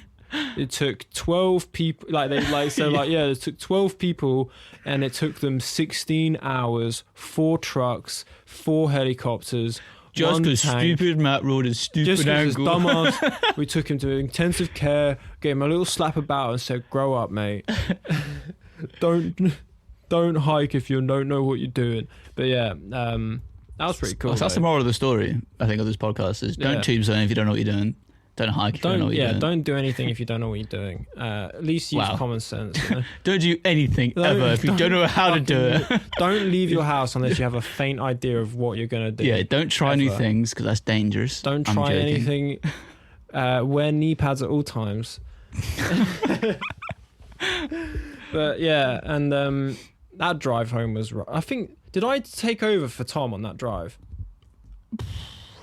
I thought every story we've had is like merged into one and you test my memory on each one. I Yeah. don't Why did I recall get you on it? I driving. don't remember anything. Well, yeah, you were. Well, I don't know yeah, why I I'm don't- asking you. You were asleep the whole fucking time. Oh my god. But yeah, so we'll touch on moldy bread in the drive home, and then everyone, Alright, everyone touched this penicillin. yes, and then we'll end the fucking we'll end the episode. Then I'm sorry. fucking leaving. At 2.5 hours, this is going to be the longest episode. I don't really Oh, want no. to cut it down either because I feel like we've been talking about stuff constantly. Everything's kind of, yeah. But yeah, so we eventually climbed down off the mountain, and it's a good walk back. I got lots of footage. It was a good video. Did we went back nicely on Went back on the pig track. Pig. Yeah, and Yeah, I was like, I got really warm on the way back, didn't I? I remember taking on my I was like yeah. wrapped up at 5 a.m. and about 100 layers Well, it's and 'cause walked we were back in a I can't t-shirt. remember what time we were coming down, but people were coming up whilst we were like Oh, we must have- dipping. I mean, we would have got to the top for about, 9, Yeah. maybe 10. Yeah, I have a feeling we took a bit of a, because we took a jolly, like once you're up on Crib Gok, you want to spend all day up on there It's a because it's beautiful this bit crazy of the world. nice like knife ridge, and like any opportunity there's like a little bit of a scenic bit, you stop and you take a shit ton of pictures. Oh yeah. But yeah, like walking back down was like pretty much a jolly, and I remember Yeah. the key thing is, I don't know about you, but my feet were fine that entire trip. Yeah, I don't think yeah. apart from like, I think I had like some like thigh pain from just like stepping up all the time, but like I was Yeah, I feeling- normally get that. I was feeling pretty good like at the end of that, and I remember we stopped, so we stop off at back in Bangor for some food to drive home to. Ah, lovely. We drop old Connor off and we give him a kiss and a smooch, and we say, "I'll see you again, hopefully." But that's a scary thing. You never know when you're going to see Connor again because he's fucking. Oh, I all thought over I the said to place. see someone again. I was like, Matt, going too deep. Yeah, sorry. Quick deep episode. Yeah, Nah, everyone nah. just go and quickly tell your family you love them. Anyway, Connor's just elusive as fuck, and Yeah, so we get down. I think no, because we pick up Beth first, and then we all go and get fish and chips. Yeah, in some weird little front room fish and chip shop. Like literally, it's someone's living room. Someone just converted it downstairs, and like I've never felt so guilty about. Yeah, Matt's a horrible person. Listen to this. This is how much of a piece of shit I am. No, so we turn up, and I'm like, we get fish and chips, and I'm like, oh, kind of feeling like a bit, because last time I was in the Streets, I had a chicken burger and it was fucking beautiful. So I was like, I'll have a fish burger this time. So I was like, yeah, can I have a bread roll, chips, and some fish? And she gives me the bread roll, and I see her, and literally as she picks it out and hands it to me, I'm like, hypochondriac laser eyes just spot like this little green dot on the side of it, and I'm like, oh no. And part of me is like, just pick it off. And Matt said, what the fuck is this? Part of me just what the fuck have you just given me? Let me just pick it off and just pretend it never happened and just eat the rest of the roll. But I'm like a huge fucking hypochondriac, so I'm like, nah, I can't do that. So I just sit there and I come in, like we go into this little front room. Yeah, at this point we all found our seat. We're all like digging in, eating our food. I mean, I say shitty. It had character. Like this weird plain room where. Well, it was the downstairs of someone's house, wasn't it? Yeah, it was one room. You walk through a door into the kitchen. You walk out the door into another door through a corridor. Room, which has been retrofitted. There was like a fireplace with like pictures on it and stuff. Yeah. I feel. And then there was like we were like in these like weird like 70s dining benches, and we sat there and I was like, this is a vibe, and I was like enjoying it, but I was like, I can't eat my fucking roll. So I'm like, right. I swear you told the class. I swear you were like, guys, I got my bread roll. Look at this mold spore. And we're like, oh, take it back. So I was like, all right. I took it back, and these two old ladies, like they were sitting there, like they were angels, like little cute little Welsh accents and everything. And I was like, look, Smack went and flirted. I know, like. Don't worry about it. It happens all the time. Like, it's natural. It's natural. I love you. Happens to the best of us. And I hand her this roll, and I'm like, look, there's like a little bit of mold on it. It's fine. Can I just have another roll? And she like, it's like, she's like, oh my god, I'm so sorry. Oh, we can literally hear her in the other room. We were like, what is going on in there? I'm like, what did Matt say to her? She like gets me a whole, like she chucks the whole batch that's under this dome. She chucks the whole batch and gets a whole new bag of bread rolls and hands me a brand new, butters it in front of me and hands me the brand new bread roll butter. You got a free drink as well, didn't you? And I can't remember what they're called, but the oh, like a fish cake or something, or like a. No, it was like what the fuck was it called? Like a pineapple fritter. It was like some weird shish kebab vibe. Like it was like what is it when you get chicken and you hammer it? So it's like a Kiev or something. Something like that. A scallop. Yeah, scallop. Yeah. Scallop. Yeah, I don't know. One of them's a fish, one of them's a bit of chicken. Yeah, it was a bit of chicken one. But she chucked in a bit of chicken to have, so I now had a chicken burger, which is crazy. So I've had another chicken burger in Wales, and then she gave me two because she heard us talking about how we don't get like. Was it Tropical Twist or Lilt or something? Oh, yeah. Rio, that was it. Oh, yeah. So we don't really get Rio down south. So I was like, oh, mate, you got Rio here. That's so cool. But I didn't buy any because I was like, I'm trying, living on a budget. And I just had like my water. So I had no excuse to get like a fizzy drink. And she gave me 2 cans. I came back in after having my new roll and my scallop, whatever. You could have such a crazy time at a fish and chip shop. Innit? And then she comes in and she's like thinking she's inconvenienced everyone, and she just puts like 3 cans of Rio down. And she just gets around in because Matt had a dodgy bun. Yeah. Matt's got dodgy buns. My dodgy bun is basically giving us free food. But anyway, she was an absolute darling. And I remember, blessing. Like straight away in front of her, I was like, right, I'm reviewing this fucking place, and I'm giving them. If I could give them 1,000,000 stars, I would, because like that, she was just like, I felt so guilty. It's just those little experiences, isn't it? In these places, it's just the little things. It's just little things, and then we had a set our goodbyes in the car park. Yeah, and then we got on our jolly. That's all she wrote. Yeah, what? And that's all she wrote. Yeah, well, I was gonna say the only thing I remember from the drive home is. Listen to the Joe Rogan podcast with Alex Honnold, which was pretty good. And then we stopped at a Starbucks. Starbies. And I... this is a bit TMI, but let me just say that Starbucks toilet was fucking wild already. And it was a lot wilder after I left it. That chicken sandwich. That moldy chicken sandwich. Really went straight through this, man. And then I think that's when I drove. I think I swapped over and Oh, I you drove stopped then. the rest of the way back because It's funny because I don't remember these trips that well. I learned about them. yeah, well, you fucking fall asleep you're asleep half the time. Mate, I teleport. Literally, close your eyes and Baldock, and then you wake up Snowdonia, Lulworth. Sometimes Lake District. It's kind of mad, you know. Yeah, You're really missing out on a. Honestly, I thought we wouldn't have like many trips to talk about, but there's still like. So yeah, a couple we haven't touched on properly. Coming soon to a podcast near you. I want to talk more about actually like the family Lake District trips we go on. Yeah, they're pretty. The last like 3 or 4 are pretty untouched. Yeah, I want to talk about Glastonbury, obviously. I haven't touched that. And even just any other, like even like the early Swallow Classics mate. stuff. We can talk about that. Twiglet the catfish. Oh man, what a G. What the introduction? Banham Zoo, is it? Banham Zoo? Banham Zoo over there. I went there quite recently. Yeah. I mean, that could all trail into and tickle into And that can tickle into, obviously, this is me. So the entomology side of if things. you watched last episode, this is Barney who knows his stuff about raptors, invertebrates. We had a YouTube channel, MJ Entomology, back in the day. Oh yeah. But yeah. Anyway, Thank you for having me. yeah. It's been a long time since I saw you, actually. I don't fucking see you every day. Yeah, nice first dinner yesterday, actually. But no, thanks for coming on, and that was a big fair old pleasure, man. big old ep.